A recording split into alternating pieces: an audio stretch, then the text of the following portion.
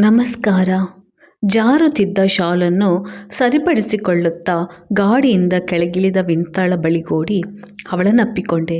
Happy birthday Vinu. ನಾನೇ ತಯಾರು ಮಾಡಿಟ್ಟುಕೊಂಡಿದ್ದ ಗುಲಾಬಿ ಬಣ್ಣದ ಗ್ರೀಟಿಂಗ್ಸ್ ಮತ್ತು ನಮ್ಮ ಮನೆಯಂಗಳದಲ್ಲೇ ಹರಳಿದ್ದ ಗುಲಾಬಿ ಗೊಂಚಲನ್ನು ನೀಡುತ್ತಾ ಥ್ಯಾಂಕ್ಸ್. ಗುಲಾಬಿ ಗೊಂಚಲಿಗೊಂದು ಮುತ್ತನ್ನಿಕ್ಕಿ ಆಕೆ ನಸುನಕ್ಕಳು. ಆಗಲೇ ನನ್ನ ದೃಷ್ಟಿ ಆಕೆ ತೊಟ್ಟುಕೊಂಡ ಆ ಜುಮುಕಿ ಕಡೆ ಹೋದದ್ದು. ಎಷ್ಟು ಸುಂದರ ಜುಮುಕಿ ಅದು! ಸುತ್ತಲೂ ಮುತ್ತು ಮಣಿಗಳನ್ನು ಪೇರಿಸಿಕೊಂಡ, ಮುತ್ತಿನದೇ ಜಾಲರಿ ತೂಗಿಸಿಕೊಂಡ ಪುಟ್ಟ ತೇರಿನಂಥ ಜುಮುಕಿ ನನ್ನ ಮನಸ್ಸನ್ನು ಸೆಳೆದು ಬಿಟ್ಟಿತ್ತು. ಎಷ್ಟು ಚೆನ್ನಾಗಿದೆ ಜುಮುಕಿ. ಅಪ್ಪನಿಂದ ಬರ್ತ್ಡೇ ಗಿಫ್ಟ್ ಕಂಗಳ ನರಳಿಸುತ್ತಾ ಅನ್ನುತ್ತಿರುವಾಗ ಜುಮುಕಿಗಳು ಅಲ್ಲಾಡಿ ನಗುತ್ತಿರುವಂತೆ ಭಾಸ. ಕಾಲೇಜ್ ಕ್ಲಾಸ್ ರೂಮ್ ಹೊಕ್ಕ ಮೇಲೂ ನನಗದೇ ಜುಮುಕಿದ ಧ್ಯಾನ. ಅಪ್ಪನಿಂದ ಬರ್ತ್ಡೇ ಗಿಫ್ಟ್ ಕಣೆ. ಅವಳ ಸಂತಸ ತುಂಬಿದ ಮಾತು. ಊರ ಹೊರಗಿನ ಚಿಕ್ಕ ಪ್ಲಾಸ್ಟಿಕ್ ಇಂಡಸ್ಟ್ರಿ ಮಾಲೀಕ ಅವಳಪ್ಪ. ಸ್ವಂತ ಜಮೀನು, ಹಿರಿಯರಿಂದ ಬಳುವಳಿಯಾಗಿ ಬಂದಿರುವ ಮನೆ. ಅವಳ ಅಣ್ಣನು ಆಗಲೇ ಲಾ ಮುಗಿಸಿ ಪ್ರಾಕ್ಟೀಸ್ ಮಾಡುತ್ತಿದ್ದಾನೆ. ನಮ್ಮ ಮನೆ ಪರಿಸ್ಥಿತಿ ಇದಕ್ಕೆ ತೀರಾ ವ್ಯತಿರಿಕ್ತ. ಚಿಕ್ಕದೊಂದು ಟೈಲರಿಂಗ್ ಶಾಪನ್ನು ಹೊಂದಿಕೊಂಡವರು ನಮ್ಮಪ್ಪ. ಚಿಕ್ಕದೊಂದು ಮನೆ, ಅಮ್ಮ ಮತ್ತು ನಾವು 3 ಮಕ್ಕಳು. ಅಣ್ಣ ಡಿಗ್ರಿ ಮುಗಿಸಿದ್ದರೂ ಕೆಲಸ ಸಿಗದಿರದ ಕಾರಣ ಅಪ್ಪನ ಟೈಲರ್ ವೃತ್ತಿಗೆ ಸಹಾಯಕನಾಗಿದ್ದಾನೆ. ಮನೆಯ ಪರಿಸ್ಥಿತಿಯೋ ತಲೆಗೆಳೆದರೆ ಕಾಲಿಗಿಲ್ಲ, ಕಾಲಿಗೆಳೆದುಕೊಂಡರೆ ತಲೆಗಿಲ್ಲ ಅನ್ನುವ ಪರಿಸ್ಥಿತಿ. ಒಂದು ನೋಟ್ಬುಕ್ಕನ್ನು ನೇರ ಅಪ್ಪನಲ್ಲೇ ಯಾಚಿಸಿ ಪಡೆದುಕೊಳ್ಳುವುದಕ್ಕೆ ಧೈರ್ಯ ಸಾಲದು. ಬೇಕಿದ್ದದ್ದಕ್ಕೆಲ್ಲ ಅಮ್ಮನಲ್ಲೇ ಯಾಚನೆ. ಅಮ್ಮನು ಸಮಯ ಸಂದರ್ಭ ನೋಡಿಯೇ ಅಪ್ಪನಲ್ಲಿ ಪ್ರಸ್ತಾವಿಸಿ ನಮ್ಮ ಬೇಡಿಕೆ ಈಡೇರಿದರೆ ಸರಿ. ಇಲ್ಲ, ನಾವು ಬಡವರು. ಆದರೂ ನನ್ನ ವಿನುತನ ಗೆಳೆತನ ಆಶ್ಚರ್ಯ ಅನಿಸಬಹುದಲ್ಲವೇ? ಚಿಕ್ಕವರಾಗಿದ್ದಾಗಿಂದಲೂ ಶಾಲೆಯಲ್ಲಿ ಒಂದೇ ಬೇಂಚಿನ ಸಹಪಾಠಿಗಳಾಗಿಯೇ ಬೆಳೆದವರು. ಮೇಲು ಕೀಲುಗಳ ಗೋಜಿಲ್ಲದೆ ಆ ದಿನಗಳಲ್ಲೇ ಗೆಳೆತನ ಬೆಳೆಸಿಕೊಂಡವರು. ಅಂದರೆ ಇಂದು 15 ವರ್ಷಗಳೇ ಕಳೆದು ಹೋದರೂ ಆ ಬಾಂಧವ್ಯಕ್ಕೆ ಚ್ಯುತಿ ಬಂದಿದ್ದಿಲ್ಲ. ವಿನುತಳ ನಯ, ನಾಜೂಕು, ಅಹಂಭಾವವಿಲ್ಲದ ನಡತೆ ನನಗೆ ಮೆಚ್ಚುಗೆಯಾಗಿದ್ದರೆ ನನ್ನನ್ನಾಕೆ ಏಕಿಷ್ಟು ಹಚ್ಚಿಕೊಂಡಳೋ ನಾನರಿಯೆ. ಯಾವತ್ತೂ ಶ್ರೀಮಂತೆಯಾದ ಅವಳ ವಸ್ತುಗಳ ಬಗೆಗೆ ನಾನು ಮೋಹ ಬೆಳೆಸಿಕೊಂಡವಳಲ್ಲ. ನಮ್ಮ ಮನೆಯ ಪರಿಸ್ಥಿತಿ ಅರಿವಿದ್ದ ನಾನು ಪರಿಸ್ಥಿತಿಗೆ ಅನುಗುಣವಾಗಿಯೇ ಇರುವುದನ್ನು ರೂಢಿಸಿಕೊಂಡವಳು. ಆದರೂ ಹಿಂದೇಕೋ ಆ ಜುಮುಕಿ ಜೊತೆ ನನ್ನ ಮನಸ್ಸನ್ನು ಸೆಳೆದು ಬಿಟ್ಟಿತ್ತು. ನಾ ಕಾಣೆ. ನನಗೂ ಬೇಕು ಅಂತ ಜುಮುಕಿ ಆಸೆಯೆಂದು ಮನಸ್ಸಿನಲ್ಲಿ ಎಡೆಬಿಚ್ಚಿತ್ತು. ಅಷ್ಟು ದೊಡ್ಡದಲ್ಲದಿದ್ದರೂ ಬರೀ ಪುಟ್ಟದೇ ಆದರೂ ಅದೇ ಪ್ಯಾಟರ್ನಿನ ಮುತ್ತಿನ ಜುಮುಕಿ.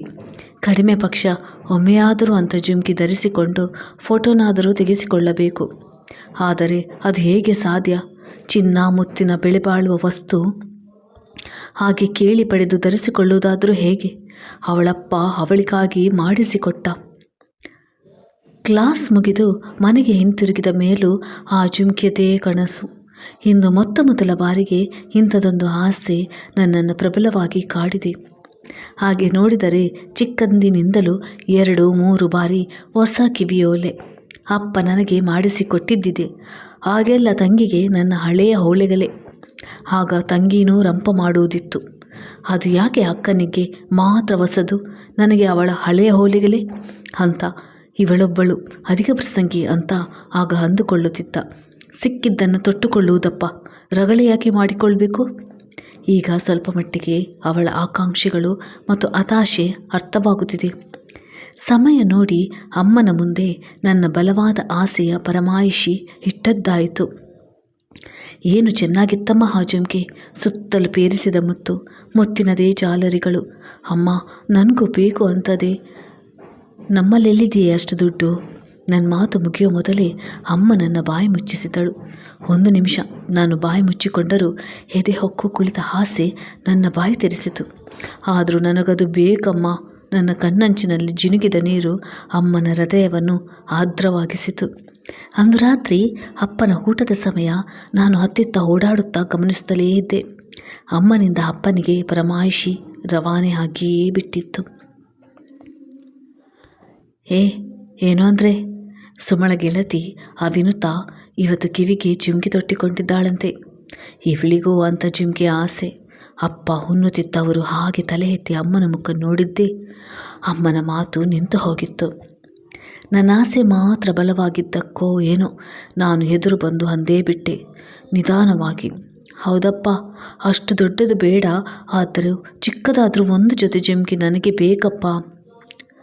ಅದಕ್ಕೇನಂತೆ, ಮದುವೆಯಲ್ಲಿ ಮಾಡಿಸಿಕೊಡೋಣ. ಅಪ್ಪನ ಬಾಯಿಂದ ತಟ್ಟನೆ ಬಂದ ಉತ್ತರ.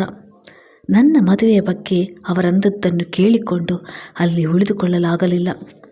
ನಾಚಿ ಒಳಗೂಡಿದರೂ ಜುಮ್ಕಿಗಾಗಿ ಮದುವೆಯವರಿಗೆ ಕಾಯುವುದು ಎಂದೆನಿಸಿತು. ಹೌದು, ನನಗೆ ಬೇಕೇ ಬೇಕು ಅಂಥದ್ದೊಂದು ಜೋಡಿ ಜುಮ್ಕಿ.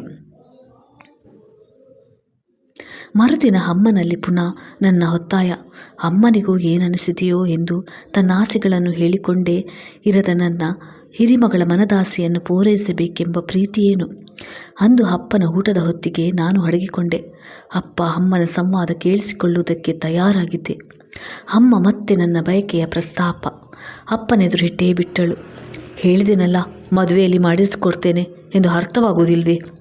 ಕಡ್ಡಿ ತುಂಡು ಮಾಡಿದಂತೆ ಅಪ್ಪನ ಮಾತು ಕೇಳಿ ಪಿಚ್ಚೆನಿಸಿತು. ಮದುವೆ? ನಮ್ಮ ಮನೆಯ ಪರಿಸ್ಥಿತಿಯಲ್ಲಿ ನನ್ನ ಮದುವೆಯಾಗುವುದಕ್ಕೂ ನಾನು ಮುದುಕಿಯವರಿಗೆ ಕಾಯಬೇಕೇನು? ಮುಂದೆ ಮತ್ತೆ ಅಪ್ಪನಲ್ಲಿ ಜುಮ್ಕಿ ಪ್ರಸ್ತಾಪ ಮಾಡುವ ಧೈರ್ಯ ಮಾತ್ರ ನನಗಾಗಲಿಲ್ಲ. ಡಿಗ್ರಿ ಪರೀಕ್ಷೆ ಮುಗಿಸಿ ಇನ್ನೇನು ಕೆಲಸದ ಹುಡುಕಾಟ ಅಂತ ನಾನಿದ್ದರೆ ಅಪ್ಪ ಆಗಲೇ ವರನ ಹುಡುಕಾಟಕ್ಕೆ ತೊಡಗಿದರು. ಬಡವರ ಮನೆ ಹೆಣ್ಣು ಬೇಗನೆ ಮದುವೆ ಮಾಡಿಕೊಂಡು ಗಂಡನ ಮನೆ ಸೇರಿದರೆ ಅಪ್ಪನ ಹೆಗಲ ಮೇಲಿನ ಭಾರ ಸ್ವಲ್ಪ ಮಟ್ಟಿಗಾದರೂ ಕಡಿಮೆಯಾಗುವ ಆಸೆ. ಅಂದು ವಿನುತಾ ನಮ್ಮ ಮನೆಗೆ ಬಂದಿದ್ದಳು. ಮನೆಯಿಂದ ದೂರದಲ್ಲೇ ಇರುವ ಹಸಿರು ಮನೆ ಹಾರ್ಟಿಕಲ್ಚರ್ನಲ್ಲಿ ಗಿಡಗಳ ಪ್ರದರ್ಶನ. ವಿನುತಳಿಗೆ ಹೂವು ಗಿಡಗಳೆಂದರೆ ಪ್ರಾಣ. ಪ್ರದರ್ಶನಕ್ಕೆ ನೋಡುವುದಕ್ಕೆ ಅಪ್ಪನ ಒಪ್ಪಿಗೆ ಪಡೆದುಕೊಂಡು ನಾವಿಬ್ಬರು ಹೊರಟಿದ್ದೆವು. ಅಲ್ಲಿ ನಮ್ಮಿಬ್ಬರದು ಮನಸೆಳೆದದ್ದು ಬೊನ್ಸಾಯಿ ಕೌಂಟರ್. ಪುಟ್ಟ ಪುಟ್ಟ ತಟ್ಟೆಗಳಲ್ಲಿ ಪೂರ್ಣ ಬೆಳೆದಿದ್ದು ಇನ್ನು ಕುಬ್ಜವಾಗಿ ಇರುವ ಹೂಗಳಿಂದ ಕಂಗೊಳಿಸುತ್ತಿರುವ ಬೊನ್ಸಾಯಿ ಗಿಡಗಳು. ಸಲಹೆಗಾರರಿಂದ ಆ ಗಿಡಗಳ ಉಸ್ತುವಾರಿ ಬಗ್ಗೆ ಕೇಳಿ ತಿಳಿದುಕೊಂಡದ್ದಾಯಿತು. ಹಾಗೆಯೇ ನಸು ಕೇಸರಿ ಬಣ್ಣದ ಹೂ ಬಿಟ್ಟಿದ್ದ 2 ಬೊಗೊನ್ವಿಲ್ಲ ಬೊನ್ಸಾಯಿ ಗಿಡಗಳನ್ನು ವಿನುತಾ ಕೊಂಡುಕೊಂಡದ್ದಾಯಿತು. ತಗೊಳ್ಳೆ, ಇದು ನಿನಗೆ ನನ್ನ ಗಿಫ್ಟ್. ಒಂದು ಗಿಡ ನನ್ನತ್ತ ಚಾಚಿದಳಾಕೆ. ಗಿಡಗಳೆಂದರೆ ನನಗೂ ಪ್ರಾಣನೇ. ವಿನುತುವನ ಉಪಹಾರ ಸಂತಸದಿಂದಲೇ ಸ್ವೀಕರಿಸಿದೆ ನಾನು. ಗಿಡ ಕಂಡು ಅಮ್ಮ, ಇದೇನೋ ಇಷ್ಟು ಚಿಕ್ಕ ಗಿಡದ ಕಾಂಡ ಇಷ್ಟು ದಪ್ಪ, ಆಗಲೇ ಹೂ ಬಿಟ್ಟಿದೆಯಲ್ಲ? ಹೌದಮ್ಮ, ಇದಕ್ಕೆ ಬೊನ್ಸಾಯಿ ಅಂತಾರೆ. ಇದೇನು ಚಿಕ್ಕ ಗಿಡ ಅಲ್ಲ, ವಯಸ್ಸಾಗಿದೆ ಇದಕ್ಕೆ. ಆದರೆ ಗಿಡವನ್ನು ದೊಡ್ಡದಾಗಿ ಬೆಳೆ ಬಿಡದೆ ಅದರ ಬೆಳವಣಿಗೆಯನ್ನು ಹತೋಟಿಯಲ್ಲಿರಿಸಿ ಗೆಲ್ಲುಗಳನ್ನು ಕತ್ತರಿಸಿ ಮತ್ತೆ ಆಗಲೇ ಹೂ ಕೂಡ ಬಿಟ್ಟಿರುತ್ತದೆ. ಹಾಗೇಕೆ ಮಾರೈತಿ? ಅನ್ಯಾಯ. ಈ ಥರ ಗಿಡಗಳನ್ನು ಸಹಜವಾಗಿಯೇ ಬೆಳೆ ಬಿಡಬೇಕು.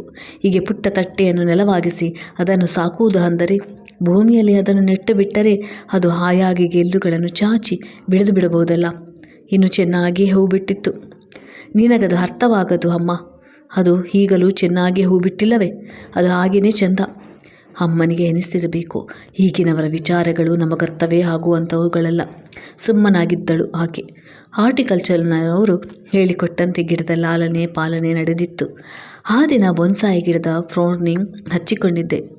ಹೊರಚಾಚಿದ್ದ ಮೇಲಿನ ಎಲೆಗಳನ್ನು ಕಿತ್ತು ಕೆಳಗಿನ ಎಲೆಗಳನ್ನು ಹಾಗೇ ಬಿಟ್ಟು ಗಿಡಕ್ಕೆ ನೀರು ಹನಿಸಿ ಮಂದ ಬಿಸಿಲಿನಲ್ಲಿ ಗಿಡ ಇಟ್ಟಾಗ ಅಂದುಕೊಂಡೆ, ಮನೆ ಗೇಟಿನ ಬಳಿಯಲ್ಲಿದ್ದ ದಾಸವಾಳದ ಗೆಲ್ಲೊಂದನ್ನು ಕತ್ತರಿಸಿ ಹೀಗೆ ಬೊನ್ಸಾಯಿ ಮಾಡಿಕೊಳ್ಳಬೇಕೆಂದು. ಮನೆ ಎದುರು ಬಂದು ನಿಂತ ವಿನುತಳ ಕಾರು ನೋಡಿ ಆಶ್ಚರ್ಯ. ವಿನುತಾ ಈಗ ಕಾರು ನಡೆಸುವುದನ್ನು ಕಲಿತುಕೊಂಡಿದ್ದಳು.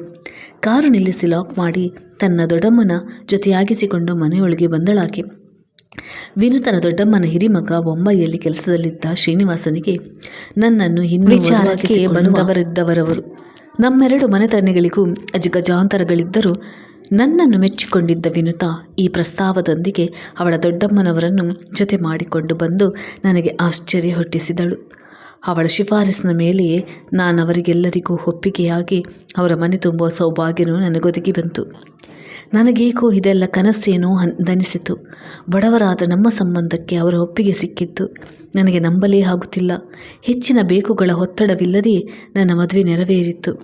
ನನ್ನ ಸೌಭಾಗ್ಯಕ್ಕೆ ಎಲ್ಲರೂ ಆಶ್ಚರ್ಯಪಡುತ್ತಿದ್ದರೆ ನಾನು ವಿನುತಳಿಗೆ ಋಣಿಯಾಗಿದ್ದೆ. ಶ್ರೀನಿ ನನ್ನ ಗಂಡನಾದ. ಅಪ್ಪ ತನಗೆ ಸಾಧ್ಯವಾದಷ್ಟು ಚೆನ್ನಾಗಿ ಮದುವೆ ಮಾಡಿಕೊಟ್ಟಿದ್ದರು. ಎಲ್ಲಿ ಸಾಲ ಸೋಲ ಮಾಡಿದರೋ ಅಥವಾ ಕೂಡಿಟ್ಟಂಥ ಉಳಿತಾಯದ ಹಣ ಅವರಲ್ಲಿತ್ತೋ ನಾ ಕಾಣೆ. ಒಂದೆಲೆ ಸರ, ಒಂದು ಪುಟ್ಟ ನೆಕ್ಲೆಸ್, 2 ಬಳೆ, ಕಿವಿಯೋಳೆ ಮತ್ತು ನಾನಂದು ಬಯಸಿದಂಥ ಜಿಮ್ಕಿ ಜೊತೆ. ಅಪ್ಪನಿಗಿದು ಸಾಧ್ಯವಾದರೂ ಹೇಗಾಯಿತೋ. ಚಿಕ್ಕ ಚಿಕ್ಕ ಬೇಡಿಕೆಗಳನ್ನು ಅವರ ಮುಂದಿಡುವುದಕ್ಕೂ ಭಯಪಡುತ್ತಿದ್ದ ನಾನು, ಅಪ್ಪ ಸಮಯೋಚಿತವಾಗಿ ನಡೆಸಿಕೊಟ್ಟ ಮದುವೆ. ಅಪ್ಪನ ಬಗೆಗಿನ ನನ್ನ ಅಭಿಪ್ರಾಯವೇ ಈಗ ಬದಲಾಗಿ ಬಿಟ್ಟಿತ್ತು. ಅಪ್ಪನ ಗಡಸು ವ್ಯಕ್ತಿತ್ವದ ಹಿಂದೆ ಅಡಗಿದ್ದ ಕೋಮಲ ಪ್ರೀತಿ ಬತ್ತಲಾಗಿತ್ತು. ಅಪ್ಪ ಕೂಡಿಸಿದ್ದ ಎಲ್ಲ ಒಡವೆಗಳಲ್ಲಿ ನಾನು ಬಯಸಿದ್ದ ಆ ಜುಮ್ಕಿ ಜೊತೆ ನನಗೆ ತುಂಬ ಸಂತಸ ಕೊಟ್ಟಿತ್ತು.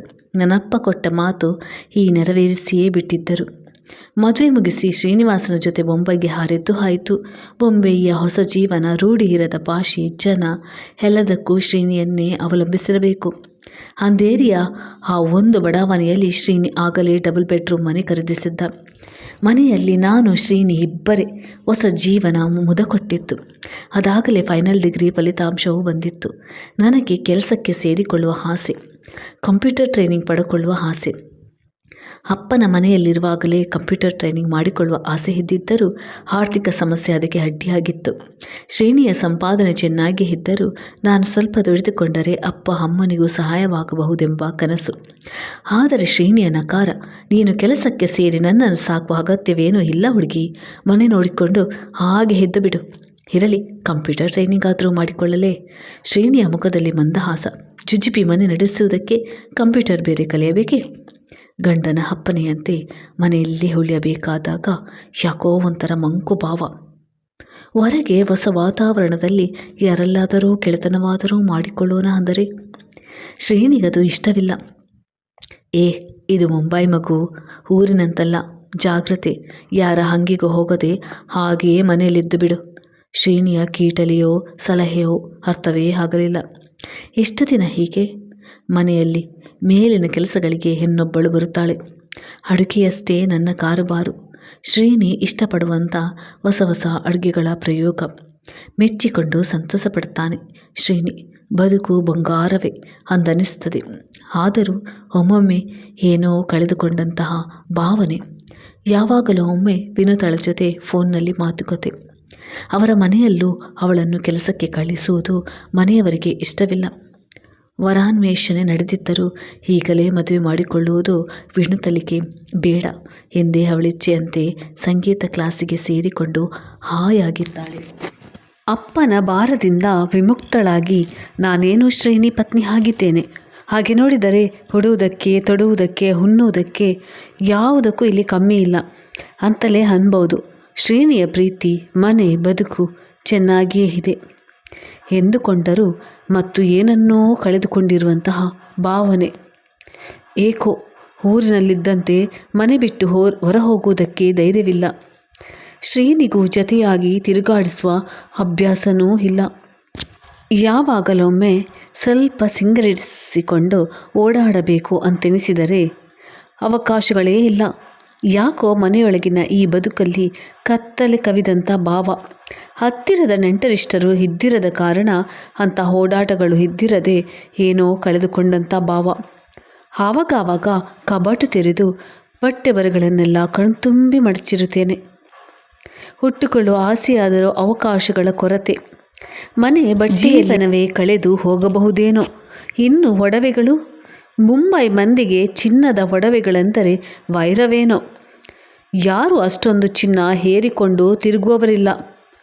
ಅಪ್ಪ ಮಾಡಿಸಿಕೊಟ್ಟ ಒಡವೆಗಳು ಆಗೊಮ್ಮೆ ಹೀಗೊಮ್ಮೆ ಕರೆಯುತ್ತವೆ. ಎಲ್ಲವನ್ನೂ ಒಮ್ಮೆ ದಿಟ್ಟಿಸಿ ಮತ್ತೆ ಜೋಡಿಸಿಡುತ್ತೇನೆ. ಹಾಗೆಯೇ ಅಂದು ಒಡವೆಯ ಪೆಟ್ಟಿಗೆ ತೆರೆದಾಗ ಕಣ್ಣಿಗೆ ಬಿದ್ದದ್ದು ಆ ಜುಮ್ಕಿ ಜೊತೆ. ಮದುವೆ ದಿನ ಬಿಟ್ಟರೆ ಮತ್ತೆ ಧರಿಸಿಕೊಂಡದ್ದೇ ಇಲ್ಲ. ಮುಂಬೈಯಲ್ಲಿ ಸರಳವಾಗಿ ಇರಬೇಕೆಂದು ಶ್ರೇಣಿಯ ಬೋಧನೆ. ಹಾಗಾಗಿ ಮದುವೆಯ ಮಂಗಳ ಸೂತ್ರವು ಪೆಟ್ಟಿಗೆ ಸೇರಿ ಅವನೇ ಮಾಡಿಸಿಕೊಟ್ಟ ಪುಟ್ಟ ಮಂಗಳಸೂತ್ರ ಮಾತ್ರ ಕೊರಲಲ್ಲಿ. ಕಳೆದ ವಾರವಷ್ಟೇ ಶ್ರೇಣಿಯ ಗೆಳೆಯ ಬಾಬಣ್ಣ ಅವರ ಮಗುವಿನ ತೊಟ್ಟಿಲ ಶಾಸ್ತ್ರಕ್ಕೆ ಆಮಂತ್ರಿಸಲು ಬಂದಿದ್ದರು. ನಮ್ಮೂರಿನವರೇ ಆಗಿದ್ದ ಅವರು ನನ್ನನ್ನು ಜೊತೆಗೆ ಕರೆದುಕೊಂಡು ಬರುವಂತೆ ಆಹ್ವಾನಿಸಿ ಹೋಗಿದ್ದರು. ಆಗಿನಿಂದಲೇ ಕನಸು ಕಾಣಲು ಶುರು ಹಚ್ಚಿಕೊಂಡಿದ್ದೆ. ವಿನುತಳ ಅಮ್ಮ ಮದುವೆಯಲ್ಲಿ ಉಡುಗೊರೆಯಾಗಿ ಕೊಟ್ಟಿದ್ದ ಆ ನಸು ಹಸಿರು ರೇಷ್ಮೆ ಸೀರೆ ಹುಟ್ಟುಕೊಳ್ಳಬೇಕು. ಮುತ್ತಿನ ಜುಮಿಕೆಯೇನೋ ತೊಟ್ಟುಕೊಂಡರೆ ಮುದ್ದಾಗಿ ಕಂಡೇನಲ್ಲವೇ. ಹೃದಯದಲ್ಲಿ ಆಸೆ ಹಕ್ಕಿ ಗರಿಗೆದರಿತು. ಆದರೆ ಶ್ರೇಣಿ ಮಾತ್ರ ನನ್ನ ವಿಚಾರಿಸದೆ ಆ ಶಾಸ್ತ್ರಕ್ಕೆ ಆಫೀಸ್ನಿಂದ ಬರುವಾಗಲೇ ಹೋಗಿ ಬಂದಿದ್ದು. ಬಾಬಣ್ಣನವರಿಂದ ಬಯಸಿಕೊಂಡಿದ್ದ. ನಿನ್ನೆ ತಾನೇ ಶ್ರೀನಿಯ ಮತ್ತೋರ್ವ ಗೆಳೆಯ ದಾನಿಬಾಯ್ ಪತ್ನಿ ಸಮೇತ ಮನೆಗೆ ಬಂದಿದ್ದರು. ಭಾಷೆ ಬರೆದಿದ್ದ ಕಾರಣ ಹೆಚ್ಚು ಮಾತನಾಡಲಾಗದೇ ಇದ್ದರೂ ಒಮ್ಮೆ ಮನೆ ತುಂಬಿದಂಥ ಭಾವ. ಅವರ ಮನೆಯಲ್ಲಿ ನಡೆಯಲಿದ್ದ ಸತ್ಯನಾರಾಯಣ ಪೂಜೆಗೆ ಆಮಂತ್ರಿಸುವುದಕ್ಕೆ ಬಂದವರವರು. ಹೊರಡುವಾಗ ಶ್ರೇಣಿಯಲ್ಲಿ ಕಡಾಖಂಡಿತವಾಗಿ ನನ್ನನ್ನು ಜೊತೆಗೆ ಕರೆತರುವಂತೆ ವಚನ ತೆಗೆದುಕೊಂಡೇ ಹೋಗಿದ್ದರು. ಶ್ರೇಣಿಯ ಬ್ರಹ್ಮಚಾರಿ ಜೀವನದಲ್ಲಿ ದಾನಿಬಾಯ್ ಅವರೇ ಸಹಕರಿಸುತ್ತಿದ್ದ ಕಾರಣ ಅವರ ಮಾತು ತೆಗೆದುಹಾಕುವಂತಿರಲಿಲ್ಲ. ಅಂದರೆ ಮದುವೆ ಹನಿಮೂನ್ ಮುಗಿಸಿ ಇಲ್ಲಿಗೆ ಬಂದ ಅನಂತರ ಇದೀಗ ಮೊದಲ ಬಾರಿ ಶ್ರೀನಿ ಜೊತೆ ಅಲಂಕರಿಸಿಕೊಂಡು ಹೊರಹೋಗುವ ಅವಕಾಶ.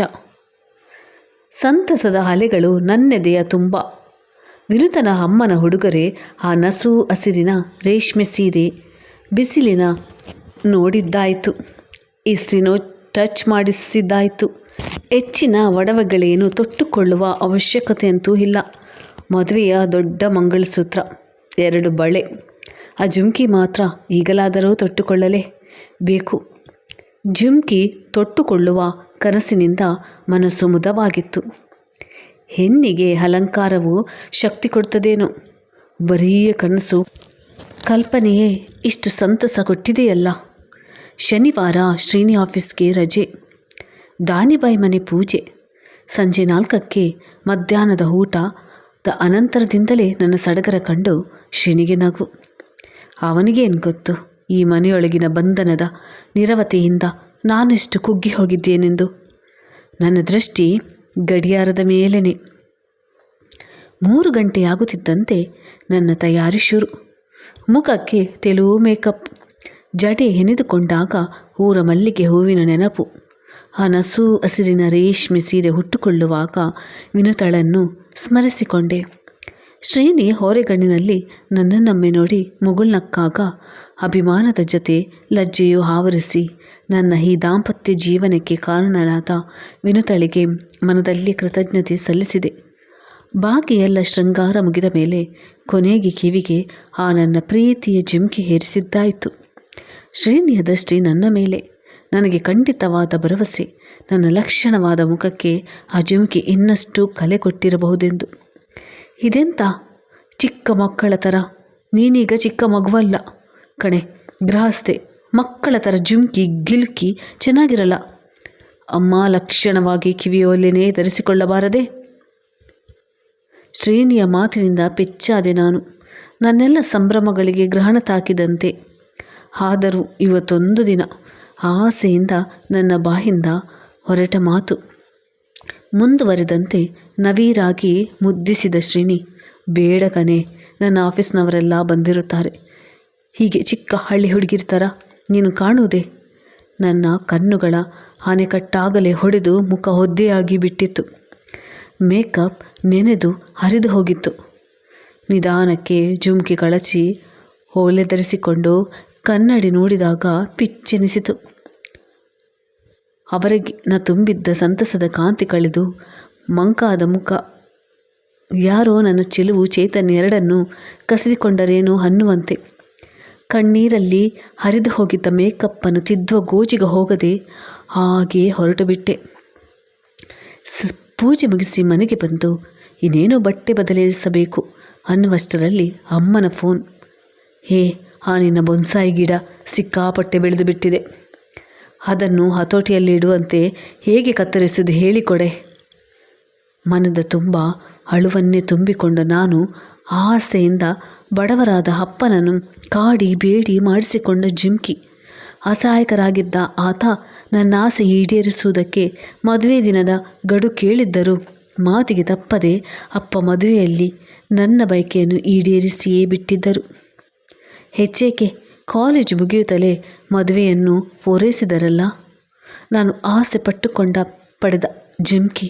ಆದರೆ ಈಗ ಮದುವೆ ಅನಂತರ ಜುಮ್ಕಿ ತೊಟ್ಟಿಕೊಳ್ಳುವುದು ಚೆನ್ನಾಗಿರಲ್ಲ ಅಂತ ಗಂಡನಿಗೆ ಅನಿಸಿದರೆ? ಯಾಕೆ ಏನು ಹೇಳುತ್ತಿಲ್ಲ? ಅದನ್ನು ಕತ್ತರಿಸುವ ವಿಧಾನ ಹೇಳಿಕೊಡೆ ಅಂದೆ. ಅಮ್ಮನ ಮಾತು ನನ್ನನ್ನು ಯೋಚನೆಯಿಂದ ಎಚ್ಚರಿಸಿತು. ಅಮ್ಮ, ತಟ್ಟೆಯಿಂದ ಆ ಗಿಡ ಕಿತ್ತು ನೆಲದಲ್ಲಿ ನೆಟ್ಟು ಬಿಡಮ್ಮ. ಅದನ್ನು ಹೆಚ್ಚಿಗೇನು ಹೇಳಲಾರದೆ ಹುಕ್ಕಿ ಬರುತ್ತಿದ್ದ ಅಳುವನ್ನು ಹತ್ತಿಕ್ಕಿಕೊಳ್ಳುತ್ತಾ ಫೋನ್ ಕೆಳಗಿಟ್ಟೆ. ಧನ್ಯವಾದಗಳು ಸ್ನೇಹಿತರೆ, ನನ್ನ ವಿಡಿಯೋ ವೀಕ್ಷಿಸಿದ್ದಕ್ಕಾಗಿ.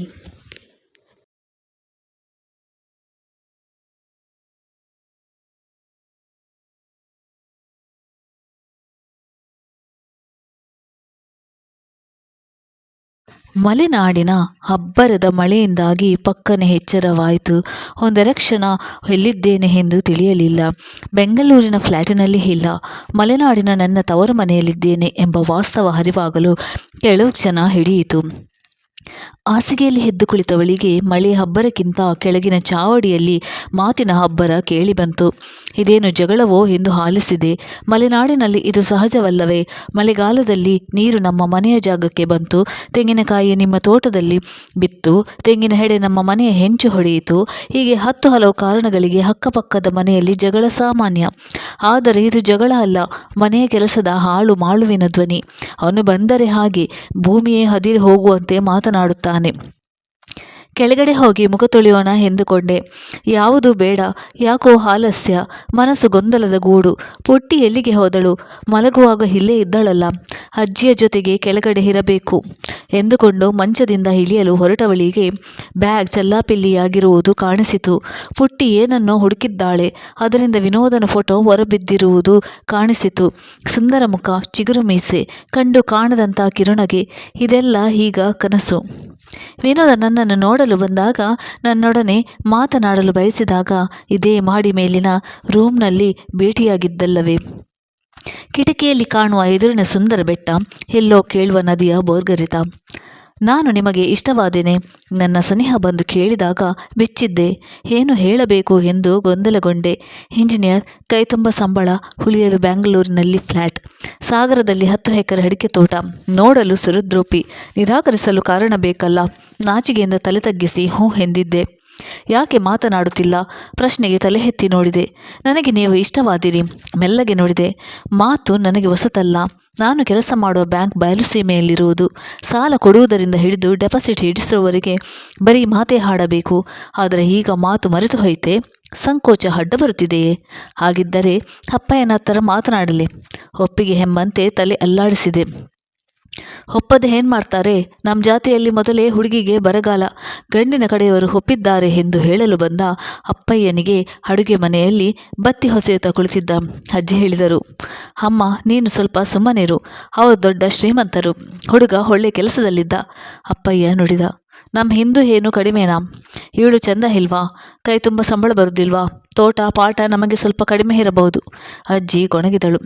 ಅಪ್ಪಯ್ಯ ಏನೂ ಮಾತನಾಡದೆ ಹೊರ ನಡೆದ. ಇಂದು ಹುಡುಗ ನಿನಗೆ ಒಪ್ಪಿದ್ದೇನೆ. ಅವನ ಶ್ರೀಮಂತಿಗೆ ಹಾಳಾಗಲಿ, ಒಳ್ಳೆಯ ಗುಣ ಇದ್ದರೆ ಸಾಕು. ಅಜ್ಜಿ ನನ್ನನ್ನು ಕೇಳಿದಳು. ಮುಖ ನೋಡಿ ಹೇಗೆ ಹೇಳಲಿ, ಒಳ್ಳೆಯವನೋ ಕೆಟ್ಟವನೋ ಎಂದು ನಾನು ನುಡಿದೆ. ಅದು ಸರಿ, ನಮ್ಮ ಹೆಣ್ಣಲ್ಲಿ ಹಣೆಯಲ್ಲಿ ಬರೆದಂಗ ಆಗುತ್ತೆ, ಋಣ ಇದ್ದಲ್ಲಿ ಆಯಿತು. ಅಜ್ಜಿ ವೇದಾಂತದ ಮಾತನಾಡಿದರು. ಅಷ್ಟರಲ್ಲಿ ಗಂಡಿನ ಕಡೆಯವರು ಹೊರಟಿದ್ದರು. 1-2 ತಿಂಗಳು ಕಳೆಯುವುದರಲ್ಲಿ ವಿಭೃಂಜನೆಯಿಂದ ಮದುವೆ ನಡೆಯಿತು. ಬಯಲುಸೀಮೆಯ ಬೆಂಗಳೂರಿಗೆ ನಾನು ವರ್ಗ ಮಾಡಿಸಿಕೊಂಡೆ. 1 ವರ್ಷ ಕಳೆಯುವುದರಲ್ಲಿ ಪುಟ್ಟಿ ಹುಟ್ಟಿದಳು. ಮನುಷ್ಯ ಎಲ್ಲವೂ ದೊರೆಯಿತು, ನಾನೇ ಸುಖಿ ಎಂದು ಬೀಗುತ್ತಾನೆ. ಅದರ ವಿಧಿ, ಅದರ ಮುಂದೆ ನಾವೆಲ್ಲ ಸೋಲಲೇಬೇಕು. ನನ್ನ ಬದುಕಿನಲ್ಲೂ ವಿಧಿ ತನ್ನ ಆಟ ಆಡಿತ್ತು. ಕೆಲಸ ಮುಗಿಸಿ ಬರುತ್ತಿದ್ದ ವಿನೋದನ ಬೈಕಿಗೆ ಬಸ್ ಡಿಕ್ಕಿ ಹಿಡಿದು ವಿನೋದ ಸ್ಥಳದಲ್ಲಿ ಸತ್ತಿದ್ದ. ಮದುವೆಯಾದ 3 ವರ್ಷಕ್ಕೆ ನಾನು ವಿಧವೆಯಾಗಿದ್ದೆ. ವಿನೋದ ನನ್ನ ಬದುಕಿನಿಂದ ದೂರವಾದ ಮೇಲೆ ಬದುಕೇ ಶೂನ್ಯವಾದಂತೆನಿಸಿತು. 3 ವರ್ಷದಲ್ಲಿ 100 ವರ್ಷದ ಸಿಹಿಯನ್ನು ಅವನು ನನಗೆ ನೀಡಿದ್ದ. ಸುಖಿ ಸಂಸಾರ ಎಂದು ಹೆಮ್ಮೆಯಿಂದ ಹೇಳಬಹುದಾಗಿತ್ತು ನಮ್ಮ ಬಗ್ಗೆ. ಆದರೆ ಈಗ ಇವೆಲ್ಲ ಕನಸು. ವಯಸ್ಸಾದ ವಿನೋದನ ತಂದೆ ತಾಯಿಯ ದುಃಖವಂತೂ ನೋಡಲಾಗುತ್ತಿರಲಿಲ್ಲ. ತಿಂಗಳು ಕಳೆಯುವುದರಲ್ಲಿ ದುಃಖದಿಂದ ಹೊರಬಂದಿದ್ದೆ. ಕಾಲ ಎಲ್ಲವನ್ನು ಮರೆಸುತ್ತದೆ ಎನ್ನುತ್ತಾರೆ. ನಾನು ನನ್ನ ಕೆಲಸಕ್ಕೆ ಹಿಂತಿರುಗಿದೆ. ಕಣ್ಣೆದುರಿಗೆ ವಿನೋದನ ಪಡಿಯಚ್ಚು ಪುಟ್ಟಿ ಇದ್ದಳು. ಮಾವಯ್ಯ, ನಾನು ಕೆಲಸಕ್ಕೆ ಹೋಗಬೇಕು. ನನ್ನ ರಜೆ ಮುಗಿಯುತ್ತಾ ಬಂತು. ನನ್ನ ಬಟ್ಟೆ ಪ್ಯಾಕ್ ಮಾಡಿದ ಮೇಲೆ ಮಾವನ ಎದುರು ಬಂದು ಹೇಳಿದೆ. ಸರಿ ಅಮ್ಮ, ತಿಂಗಳ ಮಾಸಿಕಕ್ಕೆ ಪುಟ್ಟಿಯನ್ನು ಕರ್ಕೊಂಡು ಬಾ ಎಂದು ಹೇಳಿದರು. ಅತ್ತೆಯ ಅಸಮಾಧಾನವನ್ನು ಲೆಕ್ಕಿಸದೆ ಕೆಲಸಕ್ಕೆ ಬಂದೆ. ನನ್ನ ನೋವು, ಬೇಸರ, ಹತಾಶೆಯನ್ನು ಕೆಲಸದಲ್ಲಿ ಮರೆಯಲು ಯತ್ನಿಸಿದೆ. ಕಳೆದ ತಿಂಗಳು ಮಾಸಿಕಕ್ಕೆ ಬಂದಾಗ ಮಾವಯ್ಯ ವಿಷಯ ಪ್ರಸ್ತಾಪಿಸಿದರು. ಹಿಂದಿರಾ, ನಿನಗೆ ಈಗ 28 ವರ್ಷ, ಬಾಳಿ ಬದುಕಬೇಕಾದ ವಯಸ್ಸಿನಲ್ಲಿ ಗಂಡನನ್ನು ಕಳೆದುಕೊಂಡಿದ್ಯಾ. ನಮ್ಮ ಜಾತಿಯಲ್ಲಿ ಹೆಣ್ಣುಗಳಿಗೆ ಬರಗಾಲ. ನೀನು ಇನ್ನೊಂದು ಮದುವೆಯಾಗುವುದು ಒಳ್ಳೆಯದು. ಈ ಮನೆಯಲ್ಲಿ ನಿನ್ನ ಹಕ್ಕೇನಿದೆಯೋ ಅದನ್ನು ಕೊಡ್ತೇನೆ. ವಿಶಾಲ ಹೃದಯದ ಮಾವಯ್ಯನ ಮಾತಿಗೆ ನಾನು ಹವಕ್ಕಾದೆ. ಮಾವಯ್ಯ, ನನ್ನಿಂದ ಏನಾದರೂ ತಪ್ಪಾಯ್ತಾ? ಅಥವಾ ವಿನೋದನಿಲ್ಲದ ಮನೆಯಲ್ಲಿ ನನಗೆ ಸ್ಥಾನವಿಲ್ಲವಾ? ದೀನಲಾಗಿ ಕೇಳಿದೆ. ನೋಡು, ನಾನು ಹೇಳ್ತಾ ಇರೋದು ನಿನ್ನ ಒಳ್ಳೆಯದಕ್ಕೆ. ಮನೆಯಲ್ಲಿ ನಿನ್ನ ಸ್ಥಾನ ಯಾರು ಕಸಿಯಲು ಬತ್ತಿಲ್ಲ. ಅದಕ್ಕೆ ಬೇಕಾದ ಹಕ್ಕುಪತ್ರನೂ ಮಾಡಿದೆ. 20 ವರ್ಷದ ಇಳಿ ವಯಸ್ಸಿನ ಬೆಳೆದು ನಿಂತ ಮಗನನ್ನು ಕಳೆದುಕೊಂಡು ನನ್ನಂತೆ ಸಮಾನ ದುಃಖಿಯಾಗಿರುವ ಮಾವನವರ ಮಾತಿಗೆ ಏನು ಹೇಳುವುದು? ನಾನು ಸದ್ಯ ಯಾವುದೇ ತೀರ್ಮಾನ ಮಾಡೋದಿಲ್ಲ. ನಿನ್ನಿಷ್ಟ. ಮಾವಯ್ಯ ಎದ್ದು ಹೋಗಿದ್ದರು. ಬಹಳ ದಿನಗಳ ನಂತರ ತವರು ಮನೆಗೆ ಬಂದಿದ್ದೆ. ಅಪ್ಪ, ಅಮ್ಮ, ಅಜ್ಜಿ ಸಂತಸಪಟ್ಟಿದ್ದರು. ಏನೇ ಮಾಸಿಕಕ್ಕೆ ಗಂಡನ ಮನೆಗೆ ಬಂದರು, ಇಲ್ಲಿ ಬರದೆ ಹೋಗ್ತೀಯಲ್ಲೇ? ಅಜ್ಜಿ ಆಕ್ಷೇಪಿಸಿದರು. ಅಜ್ಜಿ, ಬ್ಯಾಂಕಲ್ಲಿ ನನಗೆ ರಜೆ ಕೊಡ್ತಾವಿಲ್ಲೇ. ಇರೋ ರಜೆ ಎಲ್ಲ ಮುಗಿದು ಹೋಯಿತು. ಈಗ ಮೆಡಿಕಲ್ ರಜೆ ಹಾಕಿ ಬಂದೆ. ನಾನು ಹೇಳಿದೆ. ಒಳ್ಳೆಯದಾಯಿತು ಬಿಡು, ಅಜ್ಜಿ ಕನಿಕರದಿಂದ ಹೇಳಿದರು.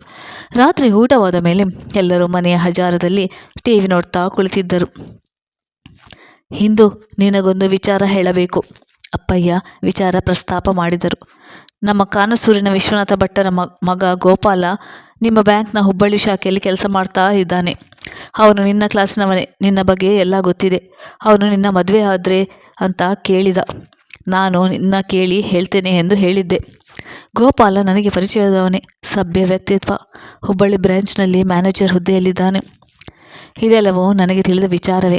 ಆದರೆ ಮದುವೆ ನೋಡು ಎಂದು ನಿನಗೆ ಪ್ರಾಯ ಇದೆ. ನಿನಗೆ ಪ್ರಾಯದ ಇದ್ದು ಪುಟ್ಟಿ ಇನ್ನೂ ಸಣ್ಣವಳು.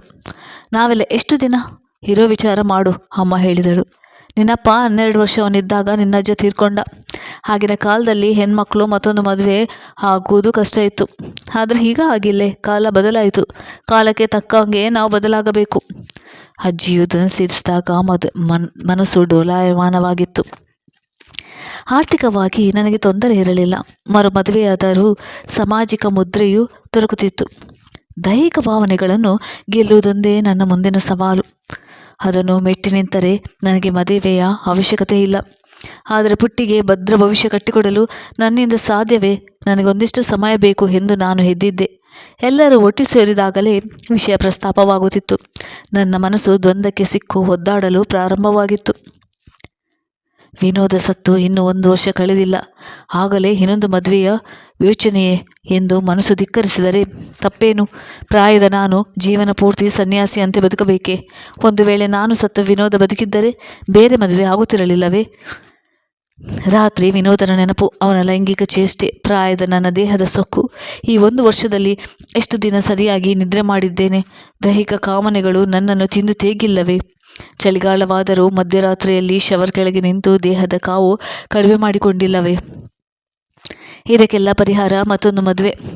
ಹಾಗಂತ ಬಾಲ್ಯದ ಸ್ನೇಹಿತೆ ಡಾಕ್ಟರ್ ಮಧುಮತಿ ಹೇಳಿದ್ದಲ್ಲವೇ, ಲೈಂಗಿಕ ಕ್ರಿಯೆ, ಊಟ, ತಿಂಡಿ, ನಿದ್ದೆಯಷ್ಟೇ ಸಹಜವಾದದ್ದು.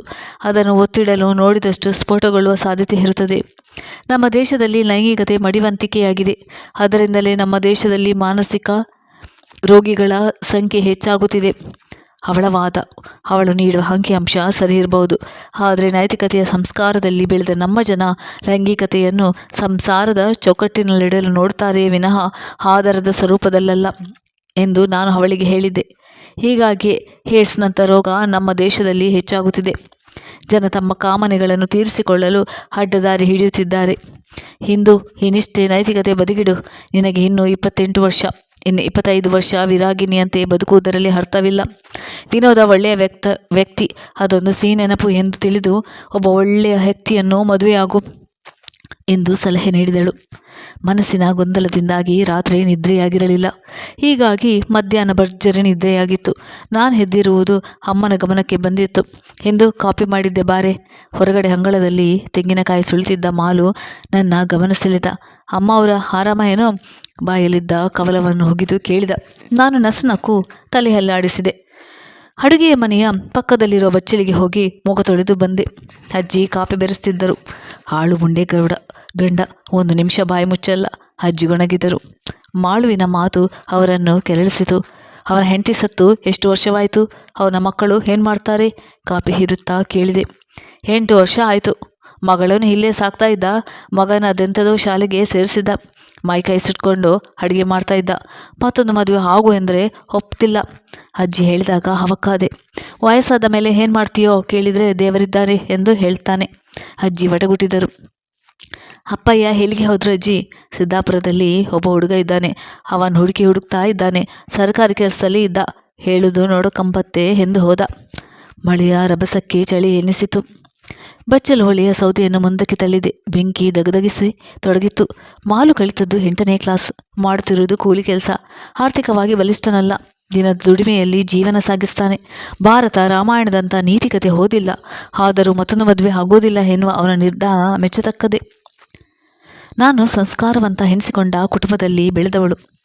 ರಾಮಾಯಣ ಮಹಾಭಾರತದಂತಹ ನಮ್ಮ ಸಂಸ್ಕೃತಿಯ ಮೇರುಕೃತಿಯನ್ನು ಬಾಲ್ಯದಲ್ಲೇ ಓದಿದವಳು. ಸುಮಾರು 50-60 ಸಾವಿರ ರೂಪಾಯಿ ಸಂಬಳ ಬರುತ್ತದೆ. ನನಗೆ ಆರ್ಥಿಕ ತೊಂದರೆ ಇಲ್ಲ. ಮುಂದಿನ ಬದುಕಿಗೆ ಗುರಿ ಕಲ್ಪಿಸಲು ಪುಟ್ಟಿ ಇದ್ದಾಳೆ. ಹೀಗಿದ್ದರೂ ಮತ್ತೊಂದು ಮದುವೆಗೆ ಮನಸ್ಸು ಮಾಡಿದ್ದು ಎಷ್ಟು ಸರಿ?